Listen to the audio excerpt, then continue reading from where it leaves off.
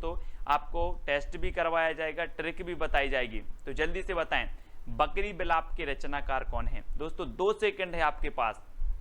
और आपको पता है दोस्तों कि भारत में बकरी बहुत हैं, भारत में बकरियां बहुत हैं। अगर किसी की बकरी को थोड़ा सा कुछ हो जाता है तो लोग बिलाप करने लगते हैं। भारत में किसी की बकरी को किसी थोड़ा सा कुछ हो जाता है तो क्या करने लगते हैं? बिलाप करने लगते हैं। कहाँ पर? भारत में।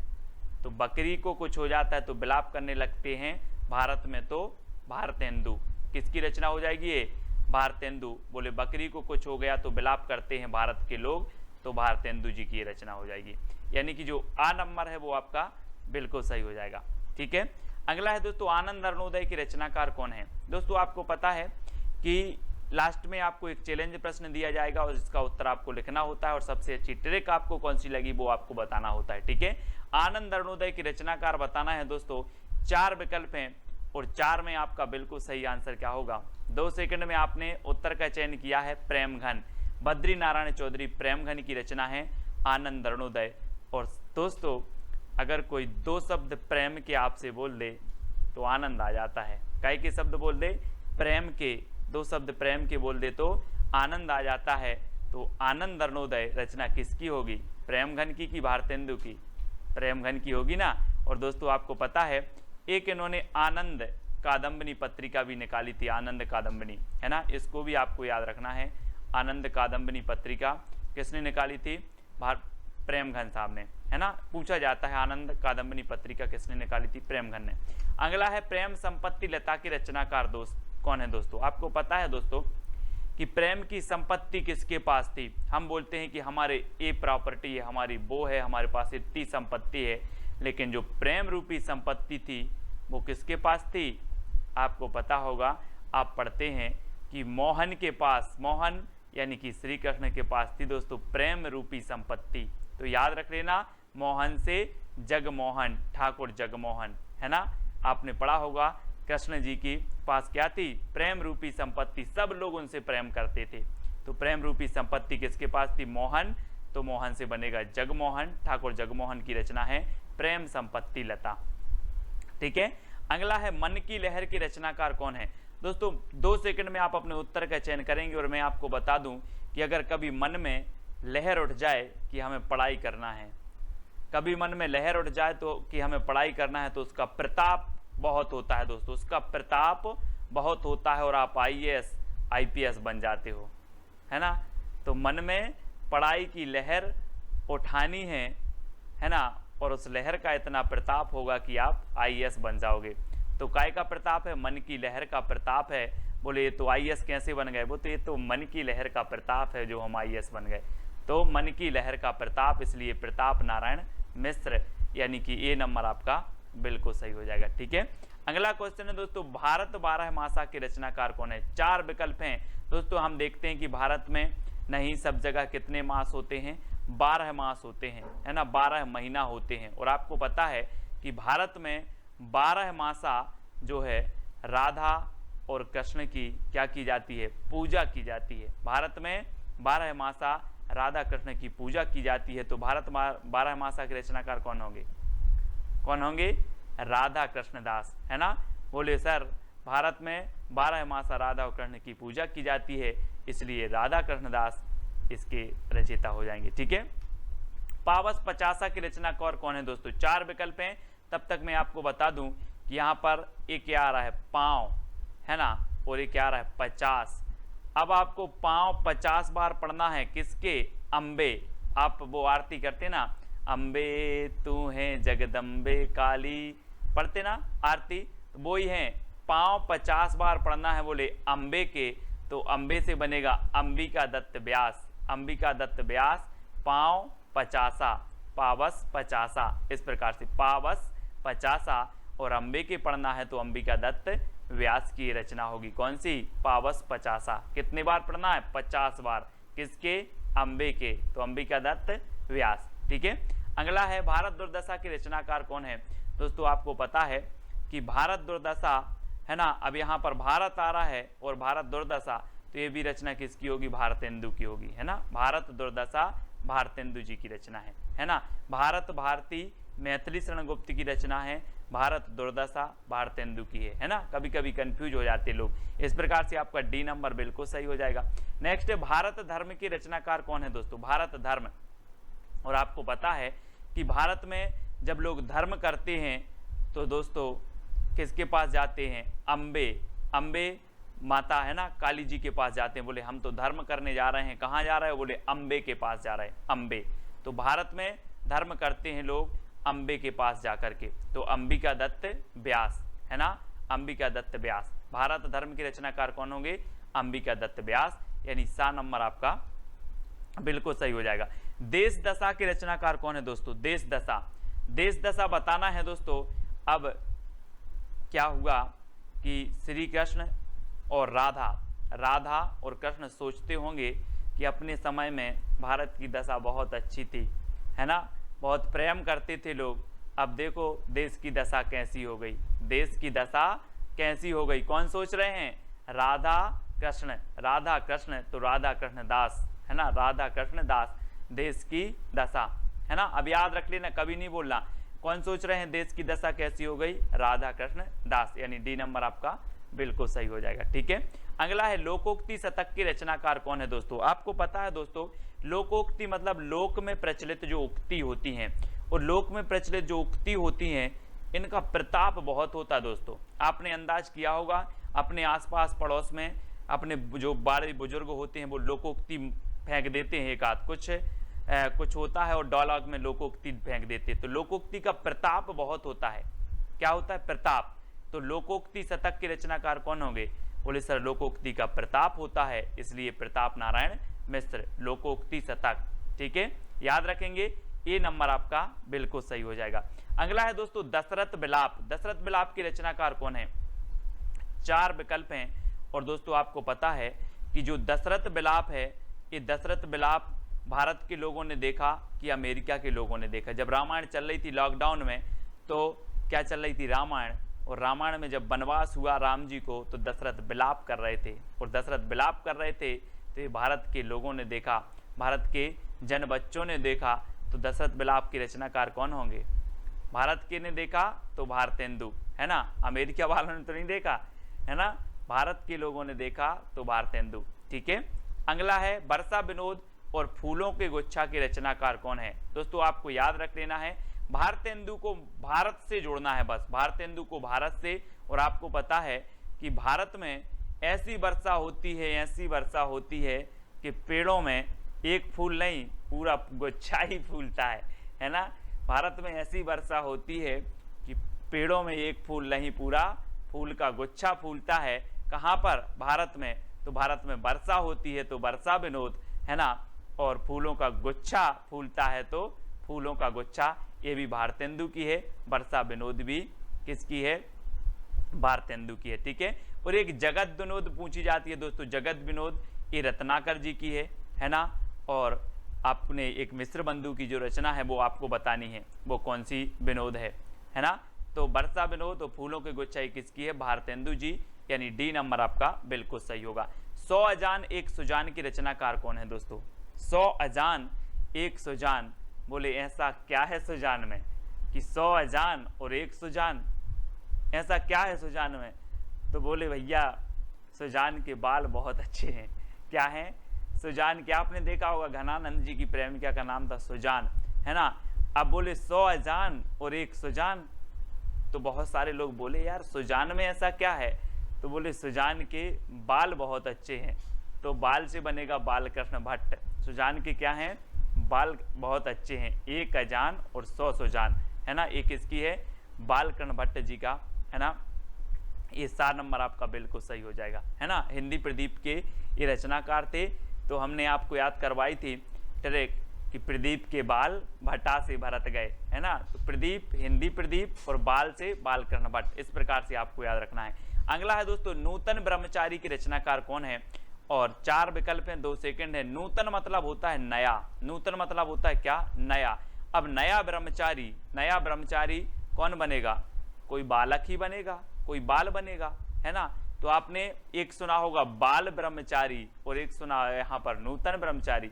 बोले सर कोई नया बाल ब्रह्मचारी बनेगा तो वो बाल बनेगा, तो बालकृष्ण भट्ट, है ना। कोई बालक बनेगा तो बालकृष्ण भट्ट, और इसको बाल ब्रह्मचारी कर दो, बाल ब्रह्मचारी, तो ये बालकृष्ण भट्ट की है नूतन ब्रह्मचारी। ठीक है, ए नंबर, सी नंबर आपका बालकृष्ण भट्ट बिल्कुल सही हो जाएगा। अगला है बाल विवाह नाटक के रचनाकार कौन है। दोस्तों बाल विवाह नाटक, अब यहाँ तो सीधा सीधा है कि यहाँ पर बाल आया है और यहाँ पर भी बाल आ गया, तो बाल विवाह के बालकृष्ण भट्ट हैं, है ना। तो सा नंबर आपका बिल्कुल सही हो जाएगा। ठीक है, अगला है दोस्तों लालित्य लहरी की रचनाकार कौन है। लालित्य लहरी, और 4 विकल्प हैं। और दोस्तों आपको पता है कि कुछ लोग बहुत लालायत रहते हैं, काय के, प्रेम के। आपने वो गाना सुना होगा, कौन सा, कि हायो रब्बा दिल करता है देखो अजब तमाशे हैं, प्यार बांटने वाले देखो प्यार के कितने प्यासे हैं। तो कुछ दोस्तों क्या है, प्रेम के बहुत प्यासे रहते हैं, लालायत रहते हैं, लालायत। तो ये लालित्य से लालायत, है ना। तो लालित्य लहरी, अभी आपने साहित्य लहरी पढ़ी होगी, है ना, लेकिन अब लालित्य लहरी, तो ये लालित्य लहरी से लालायत, बोले लालायत रहते हैं काय के, प्रेम के। तो ये प्रेम की रचना है, प्रेम घन की रचना है, यानी बा नंबर आपका बिल्कुल सही हो जाएगा। ठीक है, लालायत रहते हैं काय के, प्रेम के, तो लालित्य लहरी प्रेम घन की है ना। और ललित ललाम एक पूछी जाती है, ललित ललाम मतीराम की रचना, है ना। तो ललित ललाम रीतिकाल में मतीराम की है। लालित लहरी ये भारतेंदु युग में प्रेम घन की है, क्योंकि लालित से लालायत रहते हैं प्रेम के। ठीक है, श्यामा लता और श्यामा सरोजनी, ये किसकी रचना है। दोस्तों आपको श्यामा से श्याम, और श्याम कृष्ण को बोलते हैं, और कृष्ण का दूसरा नाम क्या है, मोहन। तो मोहन की होगी जगमोहन सिंह ठाकुर, है ना। श्यामा लता और श्यामा सरोजनी, है ना। तो श्याम किसको बोलते हैं, मोहन को। तो ठाकुर जगमोहन सिंह की दोनों रचना है, श्यामा लता और श्यामा सरोजनी। ठीक है, किसकी है, जगमोहन सिंह की। अगला क्वेश्चन है बंदर सभा के रचनाकार कौन है। दोस्तों आपको पता है दोस्तों कि भारत में बंदर की भी सभा होती है, भारत में बंदर की भी सभा होती है। अमेरिका में नहीं होती, कहाँ होती है, भारत में। तो भारत में बंदर सभा होती है, तो बंदर सभा के रचनाकार कौन होंगे, कौन होंगे, बंदर सभा भारत में होती है तो कौन होंगे, भारतेंदु की प्रेमघन, भारतेंदु होगी ना, भारत में होती है बंदर सभा, तो भारतेंदु जी की रचना है। ठीक है, अगला क्वेश्चन है देवयानी के रचनाकार कौन है। दोस्तों देवयानी, देव यानी क्या होता है, देव यानी, बोले सर देव यानी होता है मोहन, यानी कि कृष्ण जी। देव यानी मोहन, देव यानी मोहन। अब बोलते ना कि देव यानी क्या होता है, देव का मतलब क्या होता है, ऐसे करते ना, तो देव यानी मोहन, देव यानी मोहन। ठीक है, तो देवयानी के रचनाकार कौन होंगे, जगमोहन सिंह, ठाकुर जगमोहन सिंह। ठीक है, इस प्रकार से याद रखेंगे। अगला है अलौकिक लीला के रचनाकार कौन है। दोस्तों आपको पता है कि पहले क्या करते थे, जो भगवान थे वो क्या करते थे, प्रेम करते थे, तो बोले ये तो अलौकिक लीला है। भगवान प्रेम करते थे तो अलौकिक लीला है। तो क्या करते थे, प्रेम, तो प्रेम से प्रेम घन, अलौकिक लीला, है ना। बोले ये तो अलौकिक लीला है, प्रेम की अलौकिक लीला, प्रेम की अलौकिक लीला, याद रख लेना इस प्रकार से, प्रेम की अलौकिक लीला। सबसे पहली जो आपकी रचना है वैदेही वनवास और प्रिय प्रवास की रचनाकार कौन है। 2 सेकंड आपको दिए जाएंगे, आपको उत्तर कमेंट में लिखना है। और दोस्तों जब तक मैं आपको बता दूं कि वनवास किसको हुआ था, अयोध्या के राजा राम को हुआ था। किसको हुआ था, अयोध्या के राजा राम को वनवास हुआ था, है ना। तो अयोध्या सिंह उपाध्याय आपका उत्तर होगा। और जब ये वनवास हुआ तो ये अपने प्रिय को लेकर प्रवास कर गए थे, वन को प्रवास कर गए थे, है ना। तो प्रिय को, तो प्रिय प्रवास, है ना। और अयोध्या के राजा किसको, राम को वनवास हुआ था, तो वैदेही वनवास हुआ था अयोध्या के राजा राम को, तो अयोध्या से उपाध्याय हरिऔध की रचना होगी। और ये प्रिय को ले गए थे तो प्रिय प्रवास भी इन्हीं की रचना होगी। ठीक है, अब दोस्तों याद रख लेना है ये दोनों ही रचना वैदेही वनवास और प्रिय प्रवास किसकी हैं, उपाध्याय हरिऔध जी की हैं। और प्रिय प्रवास ये हिंदी का खड़ी बोली का प्रथम महाकाव्य है, खड़ी बोली का प्रथम महाकाव्य माना जाता है प्रिय प्रवास। ठीक है, इसको याद रखेंगे। अगला है मिलन, पथिक, मानसी, स्वप्न की रचनाकार कौन है? तो रचनाकार कौन है दोस्तों? आपका बिल्कुल सही आंसर होगा, वो कौन होंगे? उत्तर आपका सही हो जाएगा दोस्तों, राम नरेश त्रिपाठी। कौन है? त्रिपाठी। यानी कि आपका जो विकल्प नंबर सी है वो बिल्कुल सही हो जाएगा। ठीक है, मिलन, पथिक, मानसी और स्वप्न, ये राम नरेश त्रिपाठी की चारों रचनाएं हैं। इनको याद कर लेना, इनका क्रम भी यही है दोस्तों। मिलन के पथ में मानसी का स्वप्न देखा, मिलन के पथ में मानसी, इनका क्रम भी सबसे पहले मिलन, फिर पथ, फिर मानसी और स्वप्न, इनका क्रमबद्ध भी कई बार पूछा जाता है। तो आपको याद रख लेना, मिलन के पथ में मानसी का स्वप्न देखा, ये राम नरेश त्रिपाठी की रचनाएं हैं, है ना। कैसे याद करोगे? मिलन के पथ में मानसी का स्वप्न देखा, ये राम नरेश त्रिपाठी जी की रचनाओं का एक ट्रिक हो जाएगी जो आपको याद रख लेना है, और ये रचनाएं त्रिपाठी जी की हैं। ठीक है, अगला है दोस्तों, कृषक क्रंदन के रचनाकार कौन हैं? दोस्तों आपको पता है कि जब इस प्रकार से पानी नहीं गिरता तो कृषक क्या करता है? क्रंदन करता है, और क्रंदन इसका ईश्वर के पास गया, गया क्या? क्रंदन गया, तो क्रंदन गया, तो गया से गया प्रसाद शुक्ल स्नेही, क्रंदन गया तो गया प्रसाद शुक्ल स्नेही, तो कृषक का क्रंदन गया, तो गया प्रसाद शुक्ल स्नेही की रचनाकार जो है कृषक क्रंदन की रचनाकार हो जाएंगे। इस प्रकार से अब कभी भी आपकी रचना पूछेगी, बोली कृषक क्रंदन, तो आपको याद आएगा क्रंदन गया, तो गया प्रसाद शुक्ल स्नेही। अगला हिंडोला की रचनाकार कौन है दोस्तों? चार विकल्प है, चार में से आपको बताना है, और आपको पता है कि आपको याद कर लेना है जगन्नाथ का हिंडोला, जगन्नाथ का हिंडोला, यानी कि जो सी नंबर है वो बिल्कुल सही हो जाएगा, जगन्नाथ का हिंडोला। तो हिंडोला रचना और ये किसकी हो जाएगी? जगन्नाथ दास रत्नाकर। ये देखो चित्र में जगन्नाथ का हिंडोला, जगन्नाथ का हिंडोला। अब कभी भूलोगे आप? नहीं भूल पाओगे। जगन्नाथ का हिंडोला, बोले हिंडोला रचना किसकी है? बोले जगन्नाथ दास रत्नाकर, है ना। सी नंबर आपका बिल्कुल सही हो जाएगा। अगला है संपत्ति शास्त्र की रचनाकार कौन है? दोस्तों चार विकल्प हैं, चार में से चयन करना है, और आपको पता है अगर आप महावीर की भक्ति करोगे तो आपके पास संपत्ति की कमी नहीं रहेगी। किसकी भक्ति करोगे? महावीर भगवान की भक्ति करोगे तो आपके पास संपत्ति की क्या नहीं रहेगी? कमी नहीं रहेगी। तो महावीर से बनेगा आपका महावीर प्रसाद द्विवेदी। ठीक है, महावीर से क्या बनेगा? महावीर प्रसाद द्विवेदी। इस प्रकार से आपको याद रखना है। ठीक है, बोले महावीर की भक्ति करेंगे तो संपत्ति की कमी नहीं रहेगी। महावीर प्रसाद द्विवेदी, इनके नाम पर द्विवेदी योग का नाम पड़ा था। ठीक है, भारत भारती की रचनाकार कौन है दोस्तों? चार विकल्प हैं भारत भारती, और आपको पता है कि हम भारत भारती की शरण में हैं। हम लोग क्या हैं? भारत भारती की, माँ भारती की शरण में है कि नहीं है? चित्र में देखो जरा, माँ भारती की शरण में है हम लोग, है ना, माँ भारती की शरण में। तो भारत भारती की शरण, तो मैथिली शरण गुप्त, भारत भारती की शरण में है तो मैथिली शरण गुप्त, है ना, शरण गुप्त, मैथिली शरण गुप्त कि इसके रचनाकार हो जाएंगे, है ना। रस कलश के रचनाकार कौन है दोस्तों? रस कलश, ये देखो, रस का कलश औंधा दिया, औंध दिया, है ना, रस का कलश औंध दिया। तो रस कलश के रचनाकार कौन होंगे? औंध दिया तो हरिऔध, है ना। रस का कलश हरि के ऊपर औंध दिया, हरि मतलब भगवान, भगवान के ऊपर औंध दिया।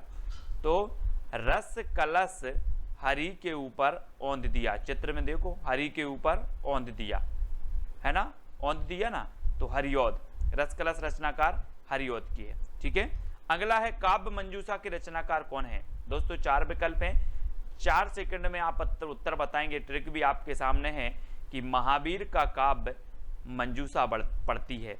महावीर का काव्य कौन पढ़ती है? मंजूषा पढ़ती है। तो काव्य मंजूषा महावीर प्रसाद द्विवेदी, यानी डी नंबर आपका बिल्कुल सही हो जाएगा। अब महावीर का काव्य मंजूषा पढ़ती है, याद रखेंगे आप, महावीर का काव्य मंजूषा पढ़ती है ना। तो काव्य मंजूषा के रचनाकार जो होंगे वो महावीर प्रसाद द्विवेदी होंगे। अगला है दोस्तों रंग में भंग के रचनाकार कौन है? रंग में भंग, दोस्तों आप रंग बना रहे थे और मैंने मेथी डाल दी, मैथी डाल दी तो आप बोलोगे यार रंग में भंग कर दिया आपने, रंग में भंग कर दिया। क्या डाल दी? मेथी डाल दी तो रंग में भंग कर दिया। तो रंग भंग के रचनाकार कौन होंगे? मेथी डाल दी तो मैथिली शरण गुप्त। रंग में भंग कर दिया मेथी डाल के तो रंग में भंग, ये रचना किसकी होगी? मैथिली शरण गुप्त की। अधिकांश लोगों को पता है, ये नंबर आपका बिल्कुल सही हो जाएगा। ठीक है, अगला है शंकर सरोज और शंकर सर्वस्व के रचनाकार कौन है? अब दोस्तों यहाँ पर शंकर आ रहा है, यहाँ पर भी शंकर आ रहा है, तो उत्तर में भी शंकर आएगा। नाथूराम शर्मा शंकर। शंकर सरोज और शंकर सर्वस्व के रचनाकार कौन है? नाथूराम शर्मा शंकर हैं, यानी यह नंबर आपका बिल्कुल सही हो जाएगा। ठीक है, अगला है राम रावण विरोध की रचनाकार कौन है? दोस्तों राम और रावण का क्या है? एक दूसरे से विरोध चलता था और राम और रावण के विरोध में कोई राय नहीं देना, है ना। मैंने कहा राम और रावण के विरोध में राय नहीं देना, कुछ लोग बोले सर राय देवी, अपन तो राय देवी, तो राय देवी। राम रावण के विरोध में अपन तो राय देवी, तो राय देवी प्रसाद पूर्ण। राम रावण के विरोध में राय देवी, तो राय देवी प्रसाद पूर्ण। ठीक है, ठीक है, राम रावण के विरोध में राय देवी, तो राय देवी प्रसाद पूर्ण, सा नंबर इसका सही हो जाएगा। ठीक है, प्रवासी के रचनाकार कौन है? 4 विकल्प हैं दोस्तों। आपको पता है प्रवासी मतलब क्या होता है? प्रवासी पक्षी नाम सुना होगा। प्रवासी पक्षी मौसम के अनुसार जहां भी उनके अनुकूल मौसम होता है वहां चले जाते हैं, मतलब यहां वहां भागते रहते हैं। वैसे ही प्रवासी यहां वहां भागते हैं, मतलब यहां वहां अपने लोचन से देखते रहते हैं, कहां मौका है कहां अच्छा है वहां भागते रहते हैं। तो कैसे देखते हैं? अपने लोचन से देखते हैं, लोचन से, प्रवासी लोचन से देखते हैं कि हमें किस ओर जाना है, कहां भागना है प्रवासी लोग। तो लोचन प्रसाद पांडे की रचना हो जाएगी प्रवासी। ठीक है, याद रख लेना। अगला है वीर बालक के रचनाकार कौन है? नाथूराम शर्मा शंकर, लोचन प्रसाद पांडे, राय देवी प्रसाद पूर्ण या फिर लाला भगवान दीन। और वीर बालक के जो रचनाकार हैं, आपको पता है दोस्तों कि जब भगवान का जन्म होता है तो वीर बालक के रूप में होता है। आपने देखा होगा, इतनी सारी लीलाएं देखी होंगी, है ना। कृष्ण की ही बात कर लो, कृष्ण जी का जन्म हुआ, भगवान का जन्म हुआ तो वीर बालक के रूप में हुआ। तो भगवान का जन्म होता है तो कैसे होता है? वीर बालक के रूप में। तो वीर बालक के रचनाकार कौन होंगे? लाला भगवान दीन, लाला भगवान दीन, है ना। भगवान का जन्म वीर बालक के रूप में होता है तो वीर बालक के रचनाकार लाला भगवान दीन। ठीक है, अगला है दोस्तों रामचरित चिंतामणि की रचनाकार कौन है? और 4 विकल्प हैं, रामचरितोपाध्याय, लोचन प्रसाद पांडे, राय देवी प्रसाद पूर्ण या फिर लाला भगवान दीन। तो आपको पता है कि रामचरित चिंतामणि यानी कि ये जो रचना होगी वो किसकी होगी? रामचरित उपाध्याय की। रामचरित चिंतामणि के रचनाकार रामचरित उपाध्याय, यानी आपका 1 नंबर बिल्कुल सही हो जाता है। ठीक है, ए नंबर। नेक्स्ट है भारत गीत की रचनाकार कौन है दोस्तों? 4 विकल्प हैं।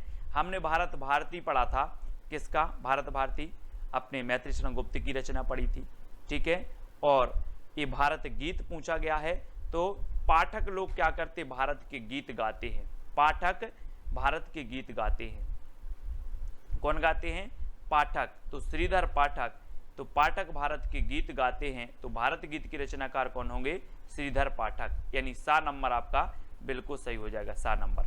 ठीक है, अगला है आवाहन के रचनाकार कौन है दोस्तों? आहान जिसे बोलते हो आप, आहान के रचनाकार कौन है?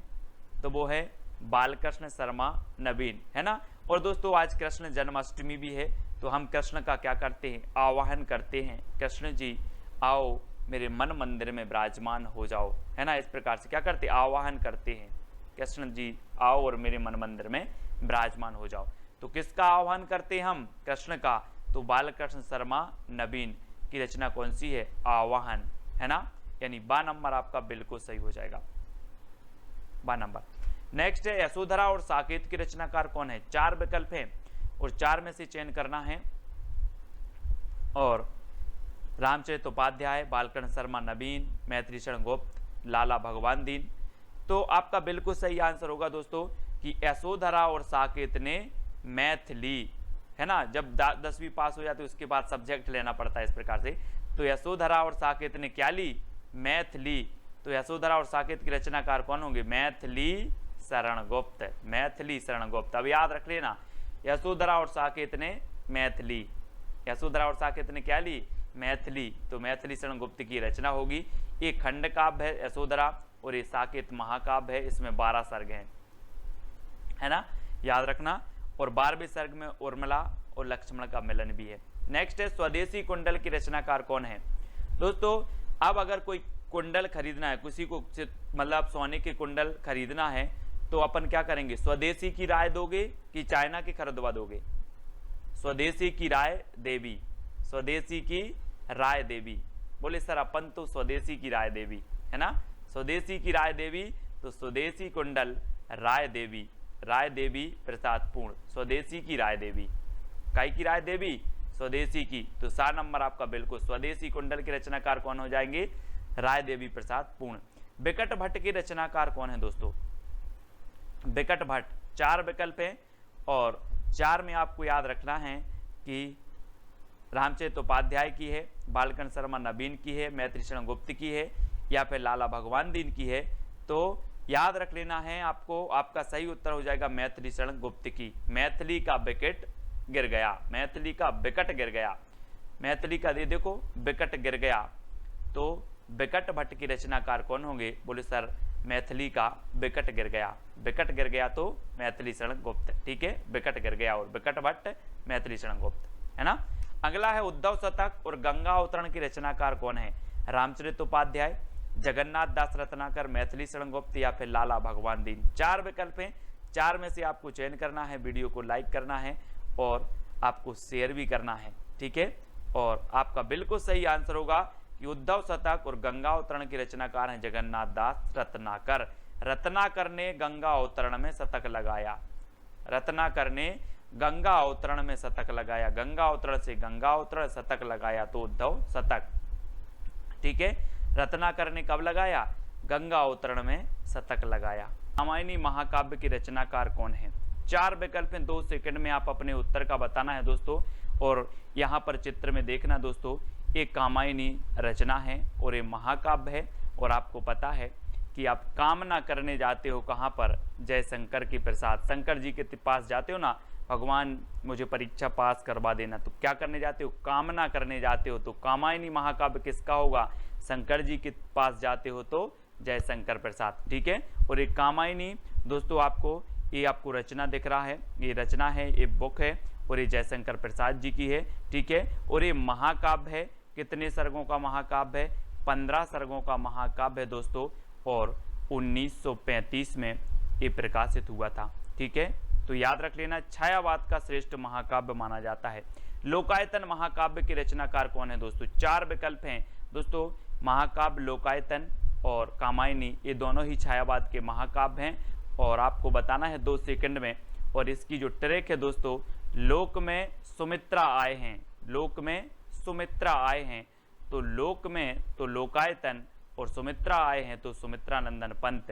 ये सुमित्रा नंदन पंत का महाकाव्य माना जाता है दोस्तों लोकायतन, ठीक है। यानी बी नंबर आपका सही हो जाएगा। आपको ट्रिक याद रखनी है, लोक में सुमित्रा आए हैं, लोक से लोकायतन और सुमित्रा से सुमित्रा नंदन पंत, ठीक है।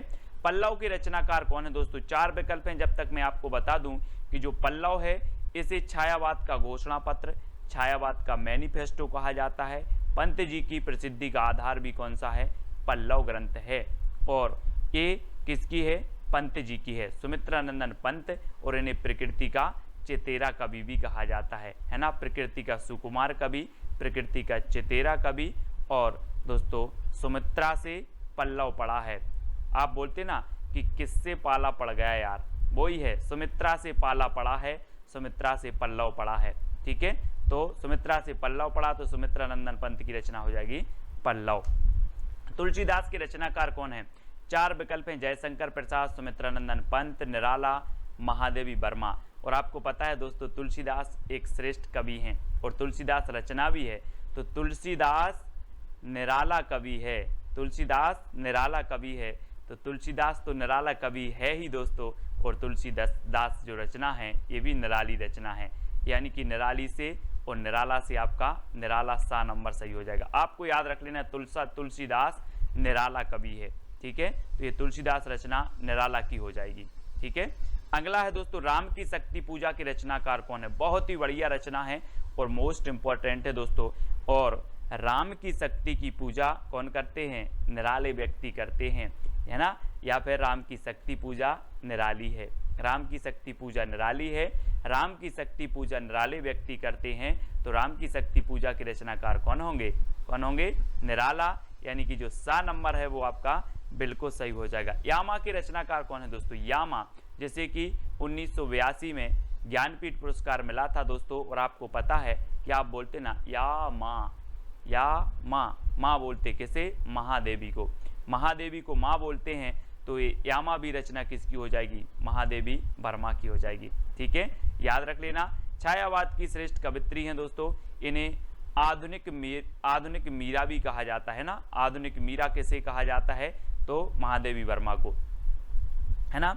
और चित्ररेखा के रचनाकार कौन है? 4 विकल्प हैं, 2 सेकंड है दोस्तों आपके, और आपको बताना है। और आपका बिल्कुल यहां पर सही हो जाएगा चित्ररेखा ए राम कुमार वर्मा, यानी कि जो सा नंबर है वो बिल्कुल सही हो जाएगा। दोस्तों आपको पता है राम कुमार का चित्र रेखा ने देखा, चित्र रेखा, तो राम कुमार का चित्र रेखा ने देखा, ये आपकी ट्रिक है। तो चित्र रेखा, है ना, चित्र रेखा ने देखा किसका? राम कुमार का। तो चित्र रेखा के रचनाकार कौन होंगे? राम कुमार वर्मा। अब याद रख लेना आप कैसे याद रखोगे? राम कुमार का चित्र रेखा ने देखा, तो चित्र रेखा राम कुमार वर्मा की रचना हो जाएगी। ठीक है, अगला है निहार, रश्मि, नीरजा, सांदगीत और दीपशिखा के रचनाकार कौन है? 4 विकल्प आपके पास, जयशंकर प्रसाद, सुमित्रानंदन पंत, राम कुमार वर्मा, महादेवी वर्मा। इनमें से 2 सेकंड में आपको बताना है कि निहार, रश्मि, नीरजा, है ना, सांदगीत और दीपशिखा। और आपको पता है दोस्तों कि ये पूरी ही रचनाएं किसकी हैं? महादेवी वर्मा की हैं। महादेवी वर्मा, यानी कि 4 नंबर आपका बिल्कुल सही हो जाएगा। अब यहाँ पर देखो दोस्तों, सबसे पहले क्या होता है प्रभात में? सबसे पहले जब हमारा सुबह होता है, प्रभात होता है, तब निहार आता है। निहार यानी कि ओस आता है कि सुबह सुबह की नहीं, ओस आता है, तो निहार आता है, निहार। ठीक है, फिर क्या आती है? रश्मि, यानी कि सूरज की ज्योति आती हैं, तो रश्मि आती है। ठीक है, फिर रश्मि आती है, और फिर दोस्तों नीरजा खिलती है, यानी कि जो है कमल खिलता है ना, कमल खिलता है तो नीरजा खिलता है। ठीक है, फिर सांदगीत, फिर सांदगीत में हम क्या करते हैं? सांदगीत की बेला आती है, शाम को सांदगीत की बेला आती है, और उसके बाद हम महादेवी को क्या जलाते हैं? दीपशिखा जलाई जाती है, महादेवी को दीपशिखा जलाई जाती है। तो अब याद रख लेना, आप थोड़ा सा अपना मुंह ऊपर करो और देखो कि सबसे पहले प्रभात आता है ना, प्रभात आता है, फिर दोस्तों रश्मि आती है ना, फिर रश्मि आती है, फिर नीरजा खिलता है, फिर सांदगीत गाते हैं, सांदगीत की बेला आती है, और फिर महादेवी के सामने हम दीपशिखा जलाते हैं। तो ये चारों ही रचनाएं जो हो जाएंगी, 5 रचनाएं किसकी होंगी? महादेवी वर्मा की। ठीक है, इस प्रकार से याद रखेंगे। और अगला देखो दोस्तों, नए पत्ते की रचनाकार कौन है? जयशंकर प्रसाद, सुमित्रानंदन पंत, निराला, महादेवी वर्मा। कौन है? ये सारी की सारी रचनाएं, ये सारी की सारी जो PDF स्टडी मटेरियल है दोस्तों, वो ज्वाइन मेंबर को ज्वाइन व्हाट्सएप ग्रुप में मिल पाएंगे। ठीक है, नए पत्ते के रचनाकार कौन है? और आपको पता है दोस्तों, ये नए पत्ते, है ना, ये किसकी रचना है? सूर्यकांत त्रिपाठी, निराला। और आपने पेड़ में देखे होंगे जब नए पत्ते आते हैं तो बिल्कुल निराले पत्ते होते हैं। कैसे होते हैं? निराले होते हैं, नए पत्ते निराले होते हैं। तो नए पत्ते के रचनाकार कौन होंगे? निराला जी। ठीक है, अगला है निर्माल्य एक तारा के रचनाकार कौन है? 4 विकल्प हैं, बहुत ही बढ़िया प्रश्न है। और दोस्तों आपको पता है कि निर्मल एक तारा का वियोगी है, निर्मल एक तारा का वियोगी है। तो निर्मल से निर्माल्य, एक तारा से एक तारा का वियोगी है, सो मोहनलाल महतो वियोगी। ये वियोगी की रचनाएं हैं कौन सी? निर्मल और एक तारा। कैसे याद किया? आपको ट्रिक दी कि निर्मल एक तारा का वियोगी है, निर्मल एक तारा का वियोगी है, तो निर्मल और एक तारा के रचनाकार कौन होंगे? मोहनलाल महतो वियोगी। ठीक है, पंछी और रागिनी के रचनाकार कौन है दोस्तों? गोपाल सिंह नेपाली, सुमित्रानंदन पंत, मोहनलाल महतो या फिर महादेवी वर्मा। पंछी और रागिनी, और प्रश्न क्रमांक 11 में आपका बिल्कुल सही आंसर होगा रागिनी का नेपाली पंछी, रागिनी का नेपाली पंछी। तो रागिनी से रागिनी और नेपाली से हो जाएंगे आपके कौन, गोपाल सिंह नेपाली, और पंछी से पंछी, तो पंछी और रागिनी जो रचना है वो किसकी है, गोपाल सिंह नेपाली की। आपको ट्रिक याद रखना है, रागिनी का नेपाली पंछी, रागिनी का नेपाली पंछी, तो रागिनी और पंछी ये गोपाल सिंह नेपाली की रचना हो जाएंगी। ठीक है, अगला है दोस्तों अमृत और विष की रचनाकार कौन है। अमृत और विष 4 विकल्प हैं, और दोस्तों अगर आपने विष को अमृत समझकर पी लिया तो आपका उदय नहीं हो पाएगा। फिर क्या नहीं हो पाएगा, उदय नहीं हो पाएगा। तो अमृत और विष के रचनाकार कौन होंगे, बोले सर हमने विष को अमृत समझकर पी लिया और फिर उदय नहीं हुआ कभी, तो उदय शंकर भट्ट है ना, उदय शंकर भट्ट। और ये एक रचना अमृत और विष अमृतलाल नागर की भी है, कंफ्यूज नहीं होना। और ये अमृत और विष जो रचना है ये किसकी है, उदय शंकर भट्ट की भी है। ठीक है, तो डी नंबर आपका बिल्कुल सही है। कलापी की रचनाकार कौन है, कलापी। दोस्तों यहां पर देखो कला, एक कला लिखा है और आप बोलते हो सर मुझे कला सीखना है। मैंने बोला कितनी कला सीखना है, तो आपने कहा सर मुझे 80 कला सीखना है। कितनी सीखना है, 80। तो कला से कलापी और कला सीखना है कितनी, 80। तो आरसी प्रसाद सिंह, आरसी 80 से आरसी प्रसाद सिंह की रचना है कलापी, कई बार पूछी गई है। अब कभी नहीं बोलना कितनी कला सीखना है, 80 कला सीखना है, 80। ठीक है, अगला है अंतर्ध्वनि की रचनाकार कौन है दोस्तों। अंतर्ध्वनि, अंतर की ध्वनि मतलब अंदर की ध्वनि को जानो, अंतर की ध्वनि को जानना है। तो जानना है तो जनार्दन झा, जनार्दन है ना, अंतर्ध्वनि को क्या करना है, जानना है, जनार्दन, जनार्दन झा द्विज की रचना हो जाएगी बी नंबर। अंतर्ध्वनि के रचनाकार कौन है आपसे पूछा जाएगा, तो आप बोलोगे सर अंतर की ध्वनि को जानना है तो जनार्दन झा। ठीक है, अगला है मानसी, राका और विसर्जन की रचनाकार कौन है। दोस्तों एक मानसी राम त्रिपाठी जी की भी है, ठीक है, और याद रख लेना है। और ये मानसी जो रचना है ये आपकी उदय शंकर भट्ट की भी है। ठीक है, ऐसे आप याद रखेंगे मानसी, राका और विसर्जन। मानसी रुको, उदय शंकर का विसर्जन मत करना। मानसी रुको, उदय शंकर का विसर्जन मत करना। तो मानसी से मानसी, रुको से राका और विसर्जन से विसर्जन। मानसी, राका और विसर्जन है ना। और अमृत और विष, ये 4 रचनाएं इनकी हैं, कौन की, उदय शंकर भट्ट की। मानसी रुको, उदय शंकर का विसर्जन मत करना। मानसी रुको, उदय शंकर का विसर्जन मत करना, ये किसकी रचनाएं हो गई, उदय शंकर भट्ट, यानी डी नंबर आपका बिल्कुल सही हो जाएगा। ठीक है, अगला है कुकुरमुत्ता की रचनाकार कौन है। 4 विकल्प हैं दोस्तों, जरा इस चित्र को देखो। कुकुरमुत्ता ये किसकी है, ये देखो बिल्कुल निराला होता है दोस्तों। ये कुकुरमुत्ता देखो कैसा छत्ता सा बना है, निराला ही होता है। आप देखो जरा, निराला, ये निराला होता है कुकुरमुत्ता। तो ये कुकुरमुत्ता के रचनाकार कौन होंगे, निराला है ना। बोले सर कुकुरमुत्ता चित्र में देखा ये निराला होता है, तो निराला की रचना हो जाएगी, ये सूर्यकांत त्रिपाठी, निराला। ठीक है, अगला देखो खादी के फूल की रचनाकार कौन है। 4 विकल्प हैं, और दोस्तों ये संयुक्त रचना मानी जाती है 2 कवियों की। और वो कवि कौन से हैं, बच्चन के पंती ने खादी के फूल पहने। अपन बोलते ना नाती पंती, तो बच्चन के पंती ने खादी के फूल पहने, याद रख लेना है ना। बच्चन के पंती ने खादी के फूल पहने, तो ये खादी के फूल रचना है। और बच्चन के पंती ने पहनी, तो बच्चन और पंत, बच्चन और पंत की ये संयुक्त रचना मानी जाती है दोनों की। यानी कि विकल्प नंबर आपका सा जो है वो बिल्कुल सही हो जाएगा। खादी के फूल बच्चन के पंती ने पहले, है ना, बच्चन के पंती ने खादी के फूल पहने, ये ट्रिक है आपकी। तो खादी के फूल जो रचना है ये बच्चन और पंत की हो जाएगी। ठीक है, इसको आप याद रखेंगे। अगला है करुणालय और आंसू की रचनाकार कौन है। दोस्तों आपको ट्रिक कौन सी अच्छी लगी है वो आप बता देना।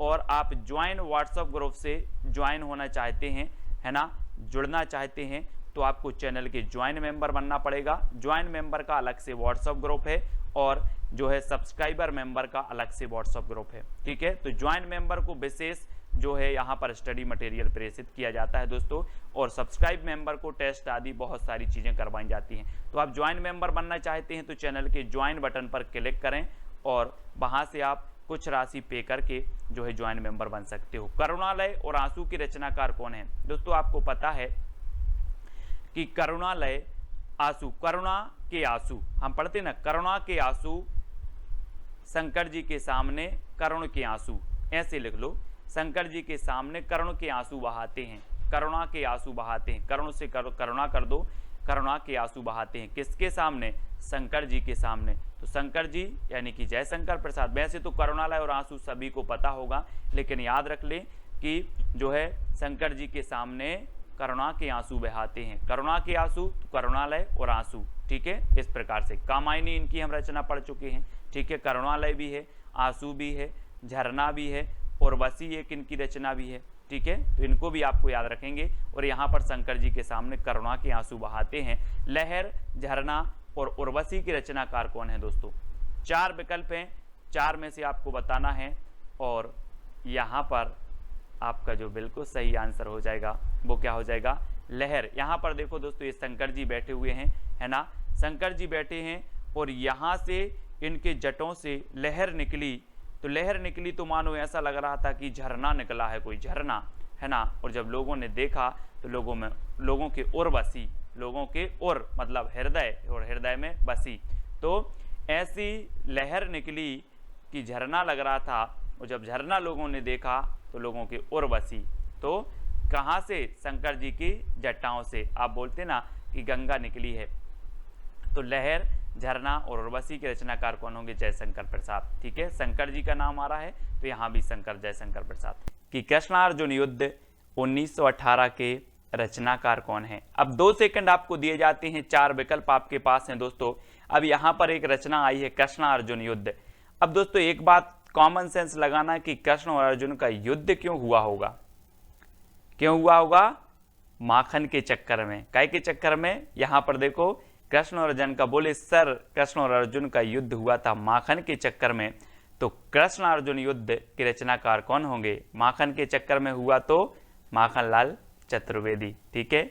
माखन के चक्कर में माखनलाल चतुर्वेदी। इस प्रकार से याद करेंगे, बोले माखन के चक्कर में कृष्ण और अर्जुन का युद्ध हुआ, ठीक है। ये आपकी ट्रिक हो गई। नेक्स्ट है जय हिंद के रचनाकार कौन है दोस्तों? जी हाँ दोस्तों, जय हिंद रचना भी है, 1948 की है। अब आपको बताना इसके रचनाकार कौन है। तो ट्रिक है दोस्तों, सियाराम की शरण में जय हिंद लिखा। किसकी शरण में?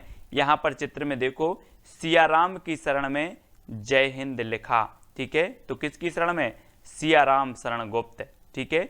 ये हो जाएंगे दोस्तों आपको। जय हिंद रचना है इनकी 1948 की रचना है। और आपको पता होगा कि जो सियाराम शरण गुप्त हैं, ये मैथिली शरण गुप्त के छोटे भाई थे, अनुज थे, ठीक है। और इनकी रचना है जय हिंद 1948 की। हमने कैसे याद किया कि सियाराम की शरण में जय हिंद लिखा, तो जय हिंद रचना सियाराम शरण की, ठीक है। अगला है कुमकुम 1936 के रचनाकार कौन है? 4 विकल्प हैं दोस्तों, 4 में से चयन करना है। और एक चीज बताना कि कुमकुम एक बिंदी आती है, आपको पता होगा, है ना। कुमकुम एक सीरियल भी आता है, कुमकुम एक बिंदी भी आती है। 4 विकल्प में से आप सही बताना, और आपका बिल्कुल सही आंसर होगा दोस्तों बालकृष्ण शर्मा नवीन, है ना। बालकृष्ण शर्मा नवीन कुमकुम। और देखना दोस्तों, अब थोड़ा सा इमेज करना कि ये बाल हैं, यहाँ पर देखो ये बाल हैं, बालों के नीचे आप क्या लगाते हो? कुमकुम लगाते हो, ठीक है। और ये आपकी पलक हैं, दोनों पलकों के बीच में आप कुमकुम लगाते हो। तो बालों के नीचे यानी कि बालकृष्ण भट्ट नीचे कुमकुम लगाते हो तो कुमकुम, और दोनों पलकों के बीच में तो आपलक, पलक के बीच में तो आपलक भी इनकी रचना हो जाएगी, ठीक है। और कौन लगाती है? उर्मिला। कैसे ट्रिक है इसकी? पलक झपकते ही उर्मिला ने बालों के नीचे रश्मि रेखा से कुमकुम लगाई, ठीक है। ये दोस्तों बालकृष्ण शर्मा नवीन की कुछ रचनाएं हैं। आपको ट्रिक है कि बाल झपकते ही जो है उर्मिला ने बालों के नीचे रश्मि रेखा से कुमकुम लगाई, ठीक है, पलक झपकते ही। ये आपकी ट्रिक हो जाएगी दोस्तों, इसको आपको याद रखना है। और इनकी रचनाएं देखो, क्रमबद्ध कुमकुम 1936 की, आपलक 1951, रश्मि रेखा 1951, क्वासी 1952, हम बिस्पाई जन्म के 1955 और उर्मिला 1957, ठीक है। ये बालकृष्ण शर्मा नवीन की रचना है। अब आपको याद रख लेना है, पलक झपकते ही उर्मिला के उर्मिला ने बालों के नीचे रश्मि रेखा से कुमकुम लगाई। ठीक है, ये चीज आपको याद रखनी है और इनकी रचनाएं याद हो जाती हैं, साथ ही क्रमबद्ध भी हैं, सन भी आपको दिए हैं। ठीक है, ये उर्मिला हैं और पलक झपकते ही, तो उर्मिला से उर्मिला, पलक से आपलक, बालों के नीचे कुमकुम तो ये कुमकुम। ठीक है, तो इस प्रकार से आपको याद कर लेना है इनकी रचनाएं, और इसके पहले के बहुत सारे जो वीडियो हैं वो आपको जरूर देखना है दोस्तों। ठीक है, बिखरे मोती और त्रिधारा के रचनाकार कौन है? 4 विकल्प हैं, सुभद्रा कुमारी चौहान, सियाराम शरण गुप्त, बालकृष्ण शर्मा नवीन या फिर रामधारी सिंह दिनकर। और आपको पता है दोस्तों, ट्रिक भी मैंने नीचे दी है कि सुभद्रा के बिखरे मोती की त्रिधारा निकली। सुभद्रा के जो बिखरे मोती थे उनकी कितनी धारा निकली? त्रिधारा निकली। किसकी? सुभद्रा। तो सुभद्रा कुमारी चौहान की बिखरे मोती और त्रिधारा, ये रचनाएं दोनों ही इनकी हो जाएंगी, यानी आपका उत्तर होगा सुभद्रा कुमारी चौहान। आ नंबर आपका बिल्कुल सही हो जाएगा। ठीक है, परशुराम की प्रतीक्षा के रचनाकार कौन है? 4 विकल्प हैं, पहला है सुभद्रा कुमारी चौहान, सियाराम शरण गुप्त, बालकृष्ण शर्मा नवीन या फिर रामधारी सिंह दिनकर। और आपको पता है दोस्तों कि रामधारी सिंह दिनकर को अनल का कवि कहा जाता है, ओज का कवि कहा जाता है। और परशुराम की प्रतीक्षा इनकी दोस्तों बहुत ही बढ़िया रचना है, कई बार पूछी गई है। नीचे ट्रिक दी है कि परशुराम की प्रतीक्षा में उर्वशी और रश्मि ने कुरुक्षेत्र में हुंकार भरी, है ना। तो ये चीज आपको याद रखनी है कि परशुराम की प्रतीक्षा में जो है उर्वशी और रश्मि ने कुरुक्षेत्र में जो है हुंकार भरी। तो इनकी परशुराम की प्रतीक्षा, उर्वशी, रश्मि, कुरुक्षेत्र और हुंकार, ये इनकी रचनाएं हो जाएंगी। ठीक है, और एक इनकी रचना और है, कौन सी? रेणुका।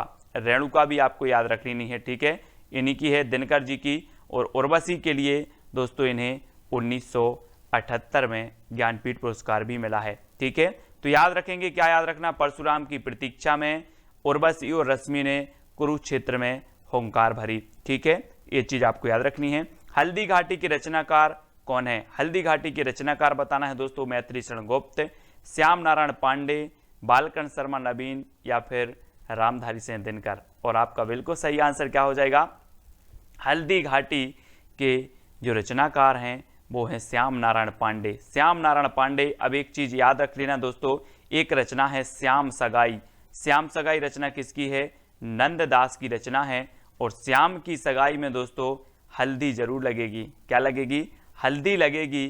तो हल्दी लगेगी तो हल्दी घाटी के रचनाकार कौन होंगे? श्याम। श्याम की सगाई में हल्दी लगेगी। ठीक है, श्याम की सगाई में क्या लगेगी? हल्दी लगेगी। तो हल्दी घाटी जो रचना है वो किसकी होगी? श्याम नारायण पांडे। श्याम आएगा। ठीक है, श्याम नारायण पांडे। और श्याम सगाई ये नंददास की रचना है, ये चीज भी आपको याद रखनी है ना। अब मैं पूछूंगा हल्दी किसको लगेगी?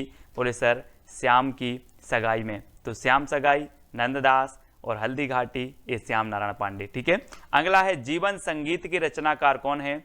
4 विकल्प हैं दोस्तों। आपको पता है कि जीवन संगीत कब बन जाता है?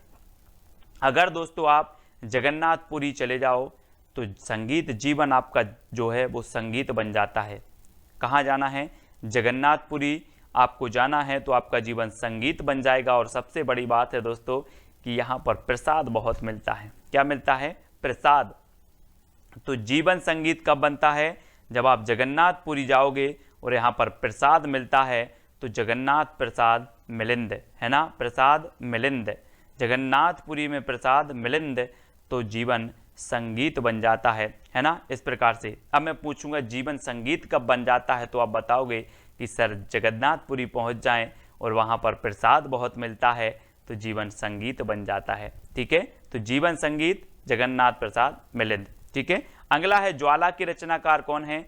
4 विकल्प हैं दोस्तों, मैथिली शरण गुप्त, श्याम नारायण पांडे, जगन्नाथ प्रसाद मिलिंद या फिर केदारनाथ मिश्र। प्रभात आपको पता होगा कि दोस्तों केदारनाथ में जब बाढ़ आई थी तो सभी लोगों ने वहाँ पर जितने लोगों की मृत्यु हुई थी, जितने लोग बह गए थे, कुछ लोग बेघर हो गए थे, है ना, उनके लिए श्रद्धांजलि के लिए क्या जलाई थी? ज्वाला जलाई थी, ज्वाला, है ना। ये देखो यहाँ पर ज्वाला जलाई थी, कहाँ के लिए?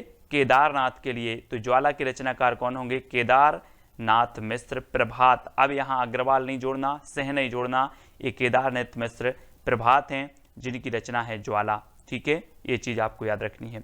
अगला है साहित्य देवता के रचनाकार कौन है। 4 विकल्प हैं और आपको पता है दोस्तों कि साहित्य देवता को आपको माखन देना पड़ेगा तभी ये सारी रचनाएं याद होंगी, है ना। बोले साहित्य देवता माखन खा लो लेकिन ये रचनाएं याद हो जाएं, है ना। अब सभी लोग माखन खवा देना साहित्य देवता को, तो माखन खवा देना तो माखनलाल चतुर्वेदी, है ना, याद रख लेना। अब साहित्य देवता को प्रसन्न करना है तो माखन खवाना पड़ेगा, माखन, है ना। तो साहित्य देवता के रचनाकार माखन खवाना पड़ेगा तो माखनलाल चतुर्वेदी, 1942 की ये रचना है। अगला है मौर्य विजय के रचनाकार कौन है दोस्तों। 4 विकल्प हैं और आपने रामायण बहुत देखी है। मैथिली शरण गुप्त हैं, श्याम नारायण पांडे हैं, जगन्नाथ प्रसाद मिलिंद हैं या फिर सियाराम शरण गुप्त हैं। और आपको पता होगा दोस्तों कि जब श्री राम विजय प्राप्त करके आए तो इन्हें मौर्य मुकुट लगाया गया। क्या लगाया गया, मौर्य मुकुट लगा गया, किसे, सियाराम को, श्री राम को। ठीक है, तो सियाराम शरण गुप्त की रचना होगी कौन सी, मौर्य विजय। बोले मौर्य विजय प्राप्त करे आए तो मौर्य मुकुट लगाए। देखो चित्र में मौर्य मुकुट लगाया गया, ये क्या करके आए थे, ये दोस्तों विजय प्राप्त करके आए थे। तो सियाराम शरण गुप्त की रचना होगी कौन सी, मौर्य विजय। इसको अब याद रखेंगे।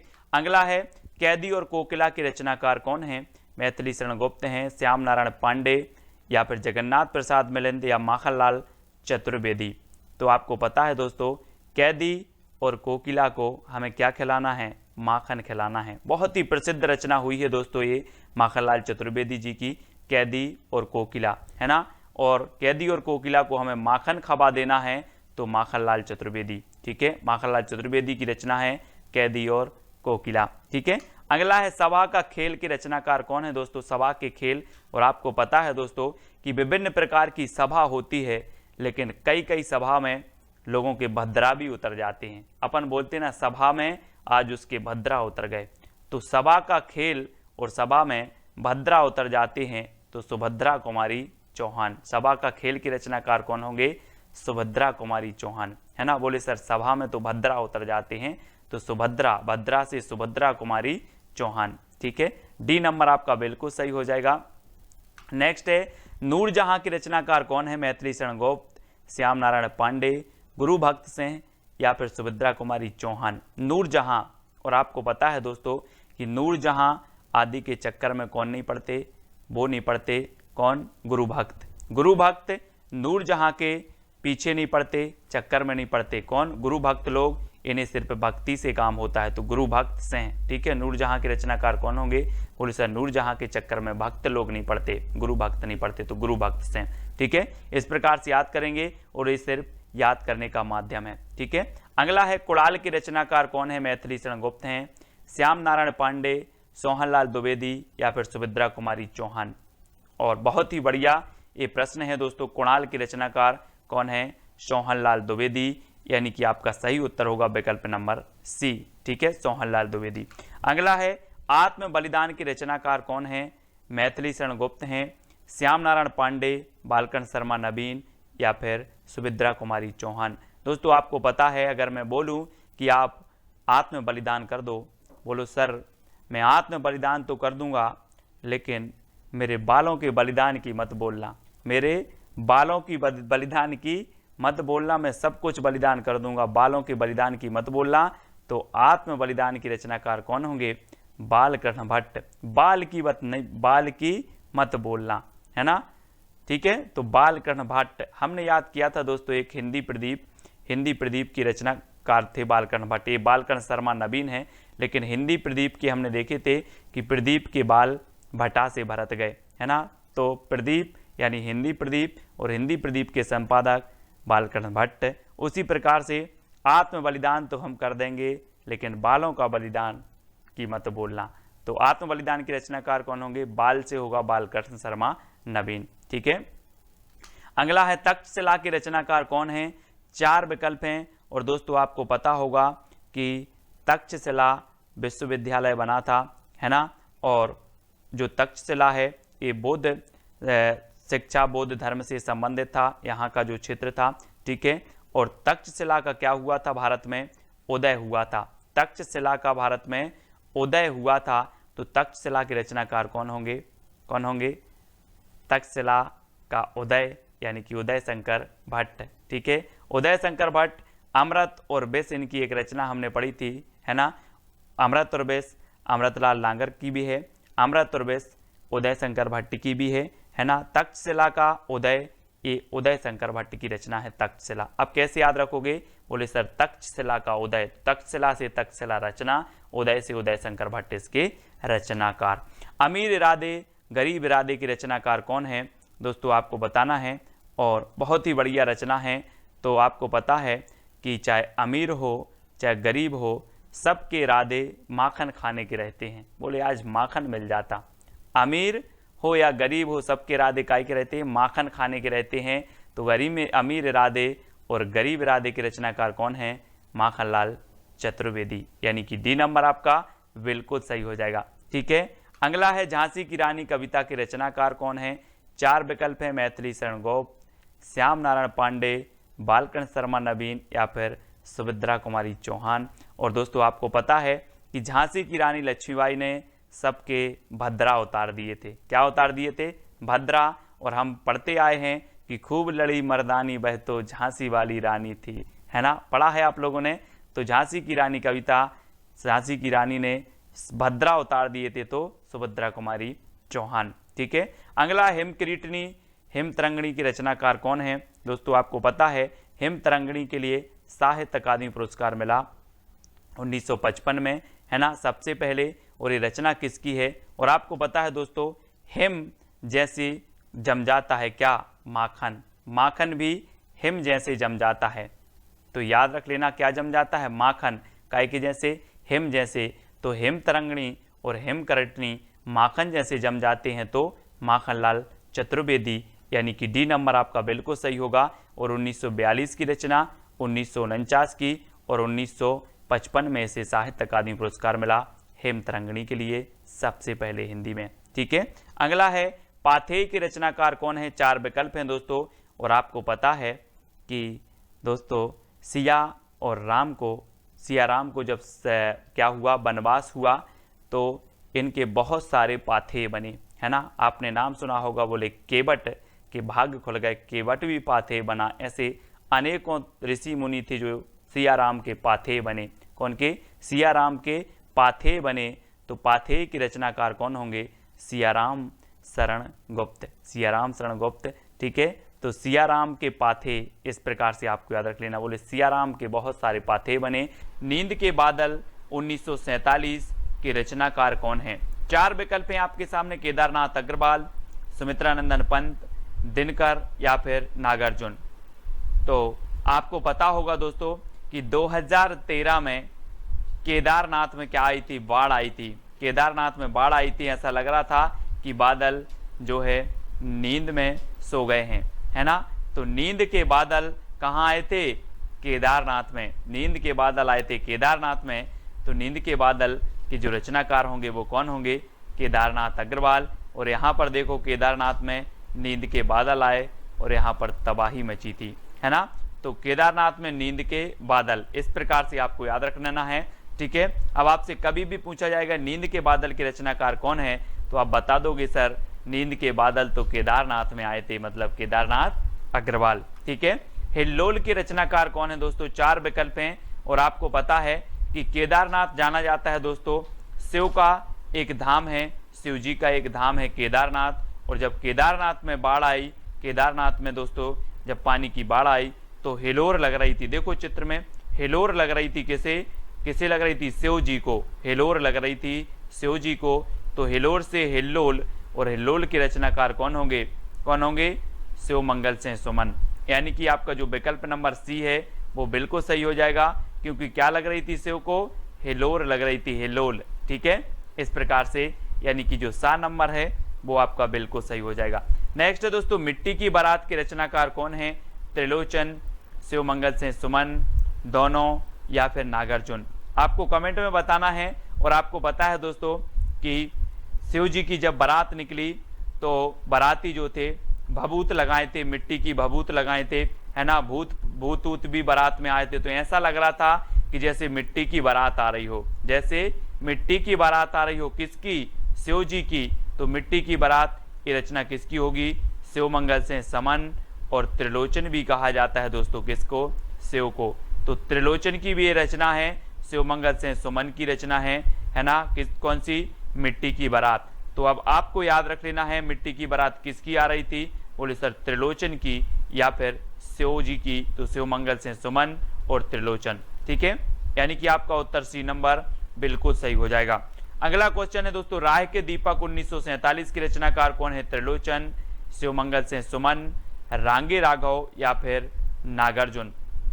तो आपको पता है राह के दीपक कौन बने?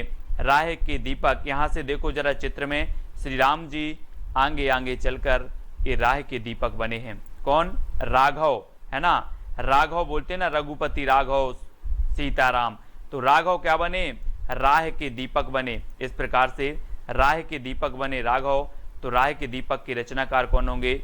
रांगे राघव। ठीक है, रांगे राघव, यानी कि सा नंबर आपका बिल्कुल सही हो जाएगा। ठीक है, अब दोस्तों आपको लास्ट में वीडियो के बताना है कि कौन सी ट्रिक सबसे अच्छी लगी, है ना? कौन सी रचना आपको सबसे ज्यादा याद हुई है। और इसके पहले के वीडियो अगर आपने नहीं देखे हैं तो वीडियो जरूर देखें। तालाब की मछलियां के रचनाकार कौन है दोस्तों?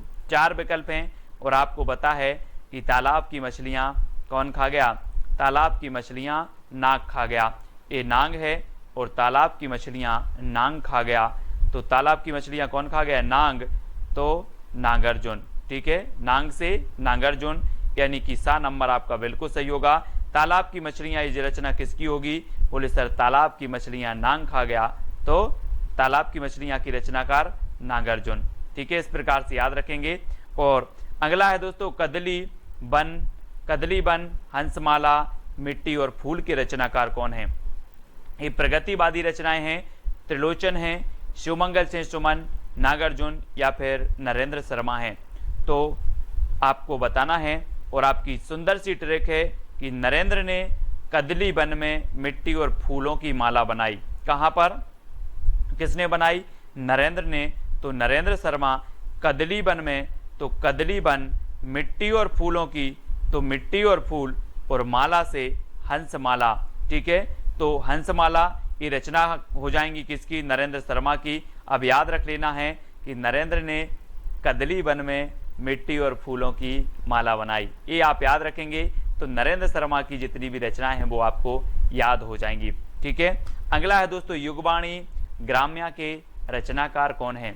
4 विकल्प हैं। सुमित्रानंदन पंत जी हैं, शिवमंगल से सुमन हैं, नागार्जुन या फिर नरेंद्र शर्मा हैं।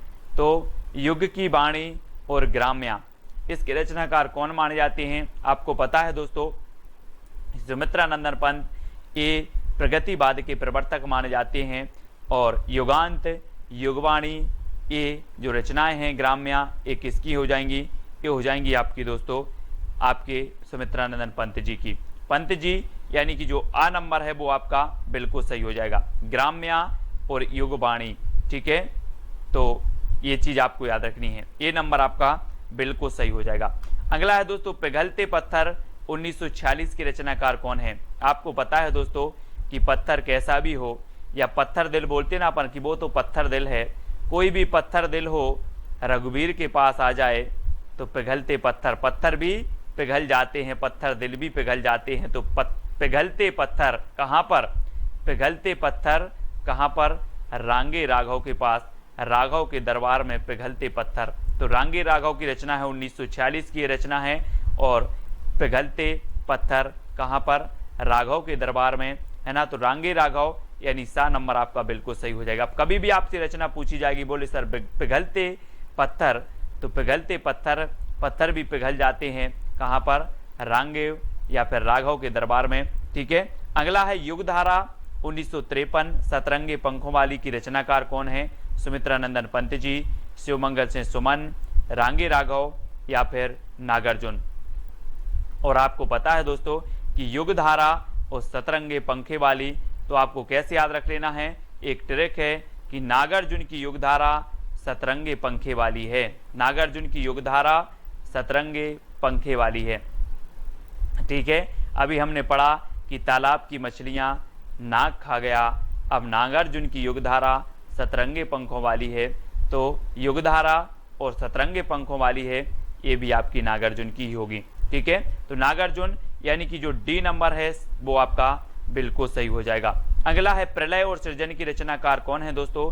सुमित्रानंदन पंत हैं, शिवमंगल सिंह सुमन, रांगे राघव या फिर नागार्जुन। आपको पता है कि शिव जी के पास प्रलय भी पलते हैं और सृजन भी, है ना। प्रलय और सृजन सभी पलते हैं कहाँ पर? शिव जी के पास। तो शिव जी के पास पलते हैं तो शिवमंगल सिंह सुमन। बोले प्रलय और सृजन किसकी है? तो आप बता दोगे कि सर ने बताया था कि प्रलय और सृजन तो शिवमंगल जी के पास पलते हैं, है ना, शिव के पास पलते हैं। तो शिवमंगल सिंह सुमन, ये चीज़ आपको याद रखनी है। ठीक है, अभी हमने कहा किया था मिट्टी की बारात त्रिलोचन और शिवमंगल सिंह सुमन की, है ना, अलग अलग रचनाएं इनकी एक ही नाम से है। ठीक है, और ये प्रलय और सृजन 1944 की रचना ये शिवमंगल सिंह सुमन की है। ठीक है, अगला है ऋतु संहार रंग रूप के रचनाकार कौन है? सुमित्रानंदन पंत जी हैं, शिवमंगल सिंह सुमन, रामविलास शर्मा या फिर नागार्जुन। ऋतु संहार और रंग रूप के रचनाकार कौन हैं? आपको याद रख लेना है, एक छोटा सा कोड है दोस्तों कि ऋतु का रंग रूप रामविलास जैसा है। ऋतु का रंग रूप कैसा है? रामविलास जैसा है। तो ऋतु से आपका बनेगा दोस्तों ऋतु संहार और रंग रूप से रंग रूप, और किसके जैसा है? रामविलास। तो रचनाकार कौन होंगे? रामविलास शर्मा, यानी कि जो सी नंबर है वो आपका बिल्कुल सही हो जाएगा। अब आपसे कभी भी पूछा जाएगा ऋतु संहार किसकी रचना है, तो आप बोलोगे कि ऋतु का रंग रूप रामविलास शर्मा जैसा है ना, या रामविलास जैसा है। तो ऋतु का रंग रूप तो ऋतु संहार, रंग रूप से रंग रूप, रामविलास से रामविलास शर्मा। ठीक है, अगला है जिजीविषा संतरण और संकल्प के रचनाकार कौन है दोस्तों? ये प्रगतिवादी रचना है। जिजीविषा यानी कि जीने की इच्छा, संतरण संकल्प, इनकी रचनाकार कौन है? पंत जी, शिवमंगल सिंह सुमन, महेंद्र भटनागर या फिर नागार्जुन। और आपका बिल्कुल सही आंसर है दोस्तों। यहाँ पर ट्रिक याद रखना है कि महेंद्र ने संत बनकर जिजीविषा का संकल्प लिया। संत बनकर जिजीविषा यानी कि जीने का संकल्प लिया। तो किसने लिया? महेंद्र भटनागर ने। इसलिए जिजीविषा, संतरण और संकल्प ये तीनों ही रचनाएं किसकी हैं? महेंद्र भटनागर की हैं। और महेंद्र ने संत बनकर जिजीविषा का संकल्प लिया, ये आपकी ट्रिक हो जाएगी। ठीक है, और दोस्तों ये सारे नोट्स आपको ज्वाइन मेंबर यानी कि ज्वाइन ग्रुप में मिलेंगे। ठीक है, तो आप ज्वाइन मेंबर अवश्य बने चैनल के। ठीक है, अगला है गुलाब और बुलबुल के रचनाकार कौन है? सुमित्रानंदन पंत हैं, शिवमंगल सिंह सुमन हैं, महेंद्र भटनागर या फिर त्रिलोचन। तो गुलाब और बुलबुल के रचनाकार बताना है। गुलाब और बुलबुल ने त्रिलोचन की पूजा की। किसकी पूजा की?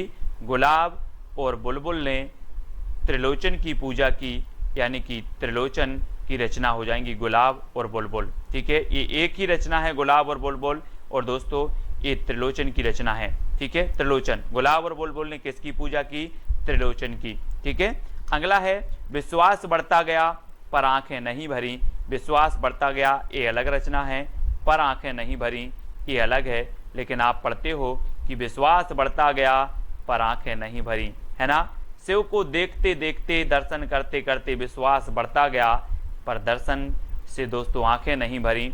आंखें नहीं भरी, ऐसा लगता कि शिव के दर्शन करते ही रहें। तो शिव को देखते देखते विश्वास बढ़ता गया पर आंखें नहीं भरी, ये आपकी ट्रिक है।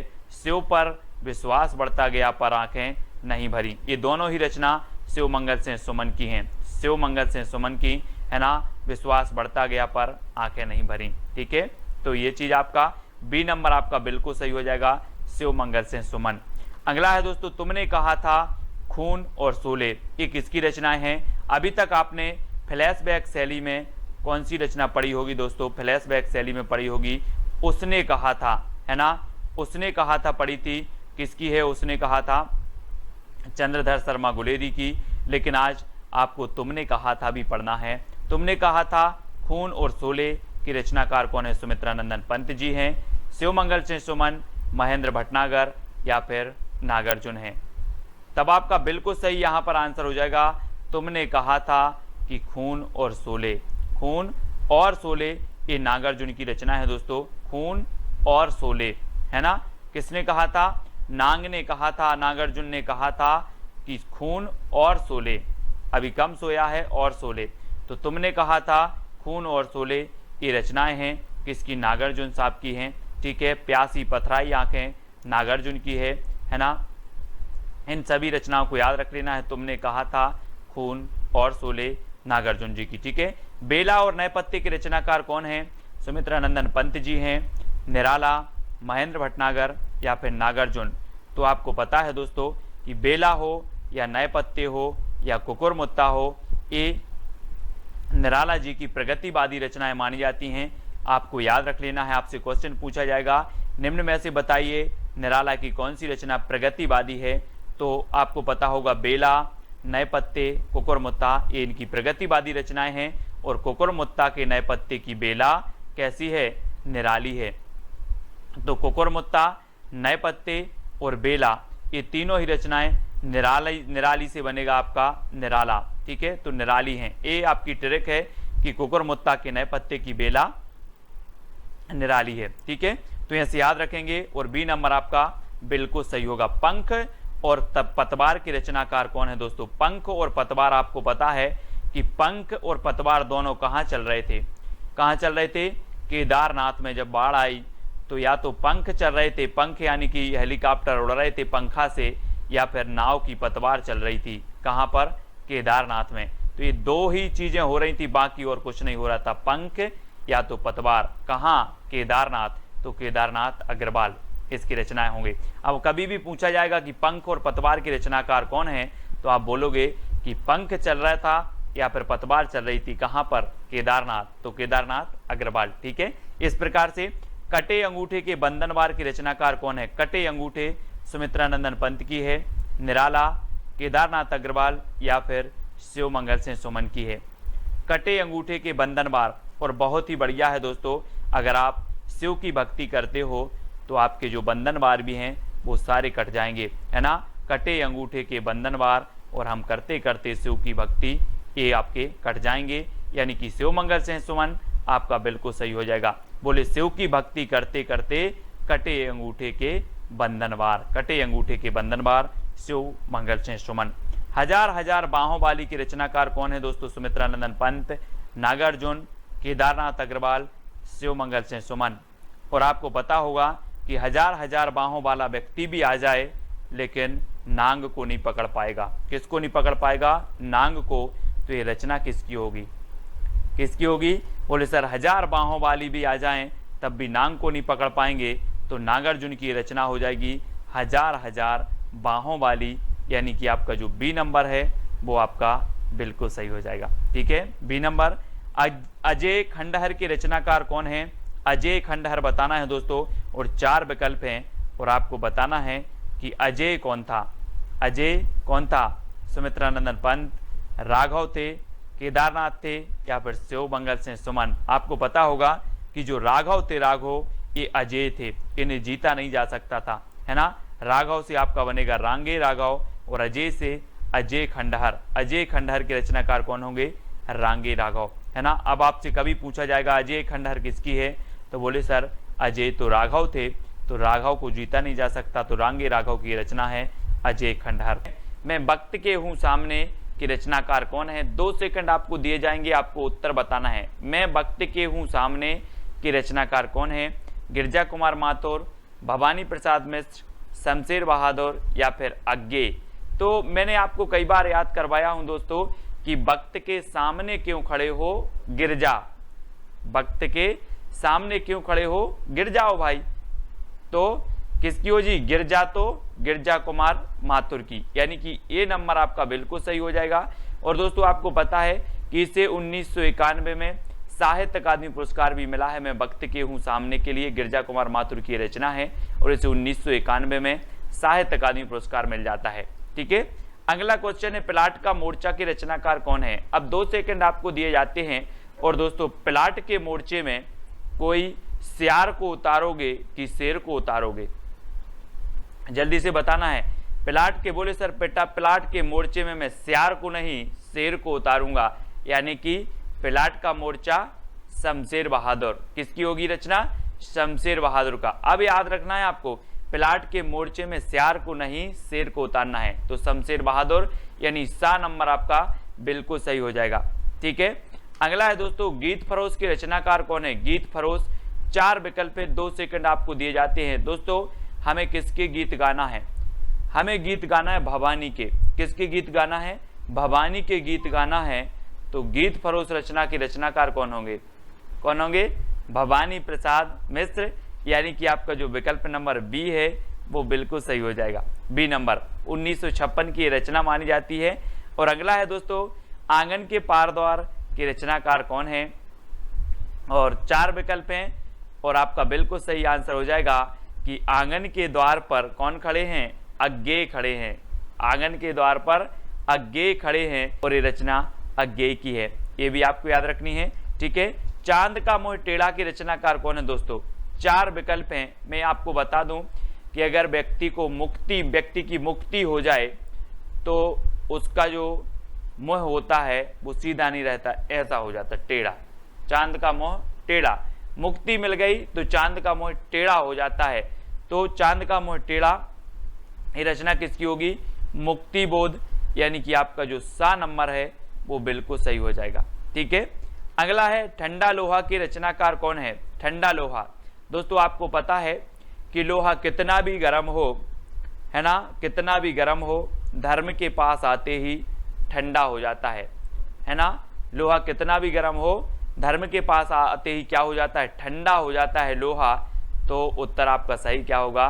धर्मवीर भारती। ये ठंडा लोहा रचना है धर्मवीर भारती, यानी बी नंबर आपका बिल्कुल सही हो जाएगा। ठीक है, काठ की घंटियां के रचनाकार कौन है? दोस्तों काठ की घंटियां, अब 4 विकल्प हैं, गिरजा कुमार माथुर, धर्मवीर भारती, सर्वेश्वर बहादुर, सर्वेश्वर दयाल सक्सेना या फिर अज्ञेय। अब एक चीज बताना, काठ की घंटियां यानी कि बहुवचन में शब्द है, घंटियां यानी बहुत सी घंटियां। अब काठ की घंटियां हैं दोस्तों, तो इनका हमें क्या करना पड़ेगा? सर्वे करना पड़ेगा कि कितनी घंटियां हैं। सर्वे करोगे कि ऐसे ही बता दोगे कि 5 हैं कि 10 है? पहले काठ की घंटियां का हमें सर्वे करना है। तो काठ की घंटियां के रचनाकार कौन होंगे? सर्वेश्वर दयाल सक्सेना। ठीक है, कुआनो नदी भी इनकी रचना है। ठीक है, ये भी आपको याद रख लेनी है। काठ की घंटियां, जंगल का दर्द भी इन्हीं की रचना है। ठीक है, खूंटियों पर टंगे लोग भी इन्हीं की रचना है। इनको याद रख लेना है, सिर्फ सर्वे आपको याद करना, सर्वे, काठ की घंटियों का सर्वे करना है। बुनी हुई रस्सी के रचनाकार कौन है? दोस्तों आपको पता है दोस्तों, जब आप जाते हो कहाँ? भवानी के मंदिर में जाते हो, भवानी के मंदिर में, तो वहां पर इस प्रकार से आपको एक बुनी हुई रस्सी मिलती है ना, हाथ में बांधने के लिए पचरंगा धागा है। बुनी हुई रस्सी आपको भवानी के दरबार में मिलती है। कहाँ मिलती है? भवानी के दरबार में। बोले सर भवानी के दरबार में तो बुनी हुई रस्सी मिलती है। तो ये बुनी हुई रस्सी के रचनाकार कौन होंगे? भवानी प्रसाद मिश्र, यानी डी नंबर आपका बिल्कुल सही हो जाएगा। ठीक है, अगली है दोस्तों, महावृक्ष के नीचे 1977 के रचनाकार कौन है? गिरजा कुमार माथुर, धर्मवीर भारती, अज्ञेय या फिर भवानी प्रसाद मिश्र। महावृक्ष के नीचे, है ना, हम बोलते नहीं है कि वृक्ष के नीचे कौन सोया है? आप बोलोगे अज्ञेय, पता नहीं। वहां वृक्ष के नीचे, महावृक्ष के नीचे या फिर वहां वृक्ष के नीचे कौन सोया है? अज्ञेय, पता नहीं। अज्ञेय, तो ये अज्ञेय की रचना है, महावृक्ष के नीचे अज्ञेय। ठीक है, सा नंबर आपका बिल्कुल सही हो जाएगा। अगला है सपना अभी भी के रचनाकार कौन है? 2 सेकंड आपको दिए जाते हैं दोस्तों। सपना अभी भी है काय का? धर्म करने का। सपना अभी भी है धर्म करने का, तो धर्मवीर भारती, यानी उत्तर आपका सही क्या हो जाएगा? विकल्प नंबर बी। ठीक है, आपने पढ़ा होगा दोस्तों, गुनाहों का देवता, सपना अभी भी है, ठंडा लोहा, ये सारी रचनाएं धर्मवीर भारती की हैं, जिनको हमने ट्रिक से कई बार याद करवाया है। खूंटियों पर टंगे लोग, अब दोस्तों एक चीज बताना कि खूंटियों पर टंगे लोगों का हमें क्या करना पड़ेगा? सर्वे करना पड़ेगा, तब हमें पता चलेगा कि खूंटियों पर कितने लोग टंगे हैं। तो खूंटियों पर टंगे लोग का क्या करना है? सर्वे। तो सर्वेश्वर दयाल सक्सेना की ये क्या हो जाएगी? रचना हो जाएगी। ठीक है, अगला है शिलापंख चमकीली के रचनाकार कौन है? दोस्तों एक पक्षी था, उसने बोला कि मेरे जो शिलापंख थे वो बहुत चमकीले थे, अब क्या हो गए हैं? गिर गए हैं, है ना। आपने जटायु का नाम सुना होगा। बोले मेरे पंख शिला चमकीले थे अब गिर गए हैं, गिर गए, है ना। तो शिला पंख चमकीले ये किसकी रचना होगी? गिरजा कुमार माथुर, गिरजा कुमार माथुर, यानी कि ए नंबर आपका बिल्कुल सही हो जाएगा। ठीक है, अगला है कामायनी एक पुनर्विचार की रचनाकार कौन है? दोस्तों आपको पता है कि कामायनी एक पुनर्विचार, और बहुत सारे लोग मुक्ति के लिए कहते हैं, मुक्ति मिल जाए भगवान एक बार पुनर्विचार कर लो, है ना। कामायनी पुनर्विचार, कामायनी एक पुनर्विचार काय के लिए? मुक्ति के लिए एक पुनर्विचार, तो मुक्ति बोध की रचना हो जाएगी कामायनी एक पुनर्विचार। चांद का मोह टेढ़ा भी इन्हीं की रचना है, ये आपको याद रखनी है। अगला है दोस्तों दोआब की रचनाकार कौन है? दोआब, 4 विकल्प हैं और दोआब के जो रचनाकार होंगे वो कौन हो जाएंगे? वो हो जाएंगे शमशेर बहादुर, शमशेर बहादुर यानी सा नंबर, है ना। दोआब भी इन्हीं की रचना है, प्लाट का मोर्चा भी इन्हीं की रचना है, और शमशेर बहादुर को दोस्तों कवियों का कवि कहा जाता था। आपसे क्वेश्चन बनता है कवियों का कवि किसे कहा जाता था, तो आप बता देना शमशेर बहादुर को। ठीक है, खुशबू के शिलालेख के रचनाकार कौन है? दोस्तों खुशबू के शिलालेख, है ना, किसने देखे? भवानी ने देखे। खुशबू के शिलालेख भवानी ने देखे, तो खुशबू के शिलालेख के रचनाकार कौन होंगे? कौन हो जाएंगे? भवानी प्रसाद मिश्र। ठीक है, खुशबू के शिलालेख किसने देखे? भवानी ने, तो भवानी प्रसाद मिश्र खुशबू के शिलालेख। ठीक है, अगली रचना है दोस्तों भग्नदूत के रचनाकार कौन है? भग्नदूत, अगर मैं आपसे पूछूं कि कितने दूत भग गए? भग्न दूत, भग्न दूत यानी कि भगन तो भग गए, दूत भग गए, है ना। तो कितने दूत भग गए? तो आप बोलोगे सर अज्ञे पता नहीं कितने दूत भग गए, है ना। तो ए, है ना, ए हो जाएगी अज्ञे की रचना भग्नदूत। ठीक है, अगला है भूरी भूरी खाक धूल की रचनाकार कौन है?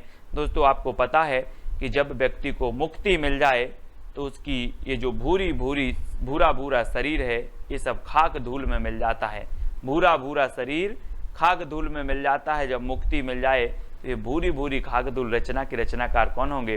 कौन हो जाएंगे? मुक्ति, क्योंकि मुक्ति मिल जाए तो भूरी भूरी खाक धूल, है ना। अगला है दोस्तों धूप के धान की रचनाकार कौन है?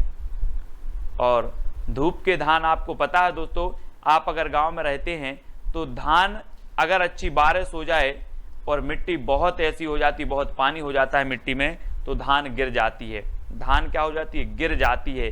तो धूप के धान, धान बोले सर गिर जाती है, तो गिरजा कुमार माथुर, गिरजा कुमार माथुर यानी कि ए नंबर आपका बिल्कुल सही होगा। ठीक है, अगला है जंगल का दर्द की रचनाकार कौन है? अब दोस्तों एक बात बताना, जंगल में बहुत सारे पौधे हैं और जंगल का दर्द आपको कैसे पता चलेगा? कैसे चलेगा? जब आप क्या करोगे? सर्वे करोगे। बोले सर जब हम सर्वे करने जाएंगे जंगल का दर्द क्या क्या है ना, तभी हमें जंगल का दर्द पता चलेगा। तो जंगल का दर्द की रचनाकार कौन है? सर्वेश्वर दयाल सक्सेना, और सा नंबर आपका बिल्कुल सही हो जाता है, सा नंबर, है ना। जंगल का दर्द सर्वे करना है, जंगल के दर्द का क्या करना है? सर्वे, तो सर्वेश्वर दयाल सक्सेना। कितनी नाव में कितनी बार की रचनाकार कौन है? दोस्तों अब आप बोलोगे सर मैं कितनी नाव में कितनी बार बैठा, सब अज्ञेय है। क्या है? अज्ञेय। कितनी नाव में कितनी बार? अज्ञेय।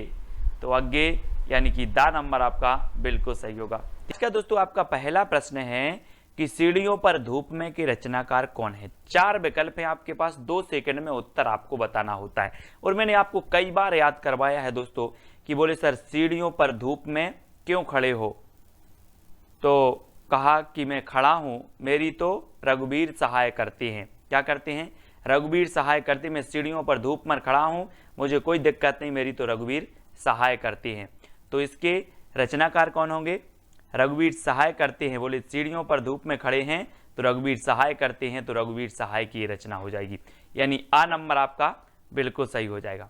ठीक है, नेक्स्ट है आपका संशय की एक रात की रचनाकार कौन है? कई बार एग्जाम में पूछी गई दोस्तों। 4 विकल्प 2 सेकंड में आपको उत्तर करके चयन करके बताना है। फिर मैं आपको बता देता हूं कि संशय की एक रात में, संशय की एक रात में नरेश मेहता आए, संशय की एक रात में नरेश मेहता आए, ये आपकी ट्रिक है याद करने की।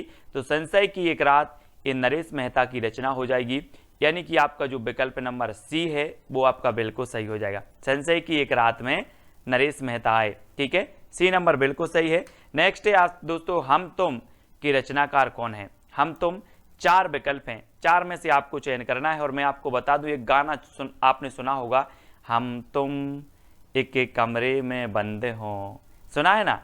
तो दोस्तों क्या कुंवर लोग, आजकल के जो कुंवर लोग हैं, कुंवर, वो चाहते हैं कि हम तुम एक कमरे में बंद हो। तो यहां पर रचना है आपकी हम तुम, और कौन चाहते हैं, कुंवर लोग, तो कुंवर नारायण की हो जाएगी, कुंवर नारायण, यानी डी नंबर आपका बिल्कुल सही हो जाएगा। ठीक है, याद करने का माध्यम है, ठीक है, कि आपको याद रहे, तो डी नंबर बिल्कुल सही होगा। नेक्स्ट दोस्तों संसद से सड़क तक की रचनाकार कौन है। बोले सर संसद से सड़क तक धूल ही धूल मिलेगी, धूल मिलेगी, क्या मिलेगी, धूल मिलेगी, तो धूमिल, धूल मिल, इस प्रकार से धूल मिल, संसद से सड़क तक धूल मिल, तो धूमिल की रचना है सुदामा पांडे धूमिल की, है ना। बोले सर संसद से सड़क तक धूल ही धूल मिलेगी, धूल मिल, धूमिल, ठीक है, धूमिल साहब, यानी डी नंबर आपका बिल्कुल सही होगा, धूमिल साहब हो जाएंगे इसके। अगला है मृग और तृष्णा की रचनाकार कौन है। 4 विकल्प हैं दोस्तों। मृग की तृष्णा किसे हो गई थी। बोले भगवान श्री राम को, हरि को, है ना, उसे हरि बोलेंगे, उन्हें मृग की तृष्णा हो गई, वो मृग के पीछे पीछे भाग रहे थे। चित्र में देखो तो मृग तृष्णा हो गई थी हरि को, भगवान को, श्री राम को, है ना। तो हरि को हो गई तो हरि नारायण व्यास, हरि नारायण व्यास, यानी डी नंबर आपका बिल्कुल सही होगा। बोले हरि को क्या हो गई थी, मृग की तृष्णा, तो हरिनारायण व्यास की ये रचना है, बहुत ही बढ़िया रचना मानी जाती है और पूछी भी जाती है। ठीक है, नेक्स्ट है सूर्य का स्वागत की रचनाकार कौन है। 4 विकल्प हैं दोस्तों, आपको उत्तर बताना है। इससे पहले कि अगर आपने वीडियो नहीं देखी है तो वीडियो जरूर बताना है। सूर्य का स्वागत कौन कर रहा है। रघुवीर सहाय, दुष्यंत कुमार, सुदामा पांडे धूमिल। ये दुष्यंत कुमार 2 जगह है, तो आप 2 में से एक कोई भी उत्तर बता देंगे कि सर सूर्य का स्वागत दुष्यंत कुमार करेंगे। कौन करेंगे सूर्य का स्वागत, दुष्यंत कुमार। ठीक है दोस्तों, जो भी साथी ज्वाइन मेंबर बनना चाहते हैं चैनल के, वो ज्वाइन मेंबर बन सकते हैं और ज्वाइन व्हाट्सएप ग्रुप में जुड़ सकते हैं। ठीक है, वहां पर आपको पीडीएफ आदि स्टडी मटेरियल प्रेषित किया जाता है। आपका कमेंट जो है सबसे ज्यादा हाईलाइट होते हैं, आपको तिरंगा इमोजी भी दिया जाता है। ठीक है, तो सूर्य का स्वागत दुष्यंत कुमार की रचना हो जाएगी। जागते रहो की रचनाकार कौन है। आपने देखा होगा भारत में जो पहरा देते हैं वो कहते हैं जागते रहो, कहां पर, भारत में, तो कौन होंगे, भारत भूषण अग्रवाल। बोले सर भारत में जो पहरा देते हैं वो बोलते हैं जागते रहो, कहां पर, भारत में, तो भारत भूषण अग्रवाल की रचना होगी कौन सी, जागते रहो। ठीक है, अब आपसे कभी पूछा जाएगा कि जागते रहो की रचनाकार कौन है, आप बोलना कि जागते रहो पहरा देते हैं भारत में, है ना, तो ये बोलते हैं जागते रहो। ठीक है, इस प्रकार से। अगला है आत्महत्या के विरुद्ध की रचनाकार कौन है। आत्महत्या के विरुद्ध, तो दोस्तों आत्महत्या के विरुद्ध रघुवीर सहाय नहीं करेंगे, है ना, सहाय, रघुवीर सहाय। बोले आत्महत्या के विरुद्ध रघुवीर सहाय करते हैं, आत्महत्या के पक्ष में नहीं करते। ठीक है, तो आत्महत्या के विरुद्ध रघुवीर सहाय की रचना है, यानी कि आपका जो ए नंबर है वो इसको याद रख लेना, ए नंबर। ठीक है, आत्महत्या के विरुद्ध रघुवीर सहाय। ठीक है, आत्महत्या के विरुद्ध रघुवीर सहाय। धूप में, है ना, सीढ़ियों पर धूप में रघुवीर सहाय, इनको याद करेंगे, ये पूछी जाती रचना। परिवेश के रचनाकार कौन है। दोस्तों आपने प्राचीन काल में पढ़ा होगा कि राजा महाराजाओं के पास कुंवर होते थे। बोले कुंवर हुए हैं, है ना, कुंवर हुए हैं, तो वो कुंवर को बहुत अच्छा परिवेश देते थे। क्या देते थे, परिवेश। किसको, कुंवर को। कुंवर को राजा महाराजा परिवेश देते थे, तो रचना परिवेश किसकी हो जाएगी, किसकी होगी, कुंवर नारायण की। किसकी, कुंवर नारायण की, यानी कि आपका जो विकल्प नंबर ए है वो बिल्कुल सही हो जाएगा। बोले कुंवर का परिवेश, कुंवर का परिवेश, ऐसे याद रखेंगे। ठीक है, अगला है दोस्तों मछली घर के रचनाकार कौन है। आपने पढ़ा होगा पहले कि बोले मछली जल की रानी है, जीवन उसका पानी है। बच्चे पढ़ते ना, अपन ने भी पढ़ा है बहुत। और मछली की रचना, मछली घर के जो रचनाकार हैं, और इसको याद करने की ट्रिक है, मछली घर में विजय देव पकड़े गए। कौन पकड़े गए, विजय देव पकड़े गए, तो मछली घर रचना हो जाएगी विजय देव नारायण शाही। मछली घर में विजय देव पकड़े गए, तो विजय देव नारायण शाही, यानी डी नंबर आपका बिल्कुल सही होगा। ठीक है, डी नंबर। अगला है दोस्तों आपको चांदनी और चुनर की रचनाकार कौन है। 2 सेकंड में आपको उत्तर बताना है और इसका बिल्कुल सही आंसर हो जाएगा। कौन है चांदनी और चुनर, शकुंत माथुर। शकुंत माथुर यानी कि शकुंत माथुर ने चांदनी की चुनर ओढ़ी। किसने? शकुंत माथुर ने चांदनी की चुनर ओढ़ी। तो चांदनी और चुनर की रचनाकार होंगे शकुंत माथुर। इस प्रकार से याद रखेंगे। क्या बोलोगे अब कि शकुंत माथुर ने चांदनी की चुनर ओढ़ी। ठीक है, इस प्रकार से। नेक्स्ट है नाव के पांव के रचनाकार कौन है? दोस्तों आपने देखे नाव के पांव? बोले सर नहीं देखे। तो ये किसने काट दिए? जगदीश ने। कोई जगदीश नाम का लड़का है, उसने नाव के पांव काट दिए। बोले सर जगदीश ने नाव के पांव काट दिए, तो क्या हो जाएंगे? नाव के पांव के रचनाकार होंगे जगदीश गुप्त। कौन होंगे? जगदीश गुप्त। किसने काट दिए नाव के पांव? जगदीश ने। ठीक है, तो नाव के पांव रचना किसकी होगी? जगदीश गुप्त की हो जाएगी, यानी सा नंबर आपका बिल्कुल सही हो जाएगा। ठीक है, मुक्ति प्रसंग कंकावती के रचनाकार कौन है? बहुत ही बढ़िया प्रश्न है दोस्तों। और मुक्ति प्रसन्न और कंकावती ये दो रचनाएं हैं, और ये दो रचनाएं किसकी हैं? तो वो हैं राजकमल चौधरी। राजकमल चौधरी की मुक्ति का प्रसंग कंकावती से पूछो, है ना। राजकमल की मुक्ति का प्रसंग किससे पूछो? कंकावती से। तो राजकमल से हो जाएगा आपका राजकमल चौधरी, मुक्ति से हो जाएगा मुक्ति प्रसंग, कंकावती से कंकावती। तो राजकमल की मुक्ति का जो प्रसंग है वो किससे पूछो? कंकावती से पूछो। मुक्ति का प्रसंग कंकावती से पूछो। किसकी? राजकमल की। ठीक है, तो राजकमल चौधरी। अगला है दोस्तों बांसुरी जल गई की रचनाकार कौन है? बांसुरी जल गई और जलकर क्या हो जाएगी? धूल में मिल गई। बांसुरी जल गई और धूल में मिल गई, तो कौन होंगे रचनाकार? धूल में मिल गई तो धूमिल, है ना। धूमें मिल, बांसुरी जल गई धूल में मिल गई, तो धूमिल। याद रख लेना इस प्रकार से। बोले सर बांसुरी जल गई धूल में मिल गई, यानी कि धूमिल, पांडे धूमिल। ठीक है, संसद से सड़क तक धूमिल ही धू ही मिलेगी, धूमिल। संसद से सड़क तक धूमिल, बांसुरी जल गई धू में मिल गई, है ना, तो धूमिल। इस प्रकार से। अगला देखो अनुपस्थित लोग के रचनाकार कौन है? अनुपस्थित लोग। आपको पता है दोस्तों भारत के लोग बहुत अनुपस्थित होते हैं। आज के वीडियो में भी बहुत सारे लोग भारत के जो है अपने वो सब अनुपस्थित हैं, है ना। तो अनुपस्थित लोग कहाँ के होते हैं? भारत के वो होते हैं सर। तो भारत भूषण अग्रवाल, भारत भूषण अग्रवाल, है ना। क्योंकि भारत के लोग क्या होते हैं? अनुपस्थित होते हैं। तो भारत से भारत भूषण अग्रवाल की रचना हो जाएगी अनुपस्थित लोग। ठीक है, अगला है दोस्तों उठे बादल झुके बादल। उठे बादल और झुके बादल का हमें क्या नापना है? व्यास। उठे बादल और झुके बादल का व्यास नापना है, तो इसके रचनाकार कौन होंगे? हरि नारायण व्यास। अब मैं आपसे कहूंगा कि उठे बादल और झुके बादल का व्यास नाप कराओ, तो आप व्यास नाप कराओगे। बोले सर हरि नारायण व्यास, उठे बादल झुके बादल। ठीक है, इस प्रकार से। और उत्तर आपका हो जाएगा विकल्प नंबर सी, और सा नंबर आपका बिल्कुल सही होगा। ठीक है, अगला है कुआनो नदी की रचनाकार कौन है? कुंवर नारायण, दुष्यंत कुमार, सर्वेश्वर दयाल सक्सेना या फिर भारत भूषण अग्रवाल। कुआनो नदी, कुआं और नदी का क्या करके आओ? सर्वे करके आओ। मैंने कहा कि अपने क्षेत्र में, अपने राज्य में कितने कुआं हैं, कितनी नदी हैं, सर्वे करके आओ। तो कुआनो नदी किसकी हो जाएगी? सर्वे करके आओ। तो सर्वेश्वर दयाल सक्सेना। काठ की घंटियां, है ना, कूठियों पर टंगे लोग, जंगल का दर्द और कुआनो नदी, ये पूछी जाती हमेशा। इनको याद रख लेना है। तो है ना, कौन कौन सा?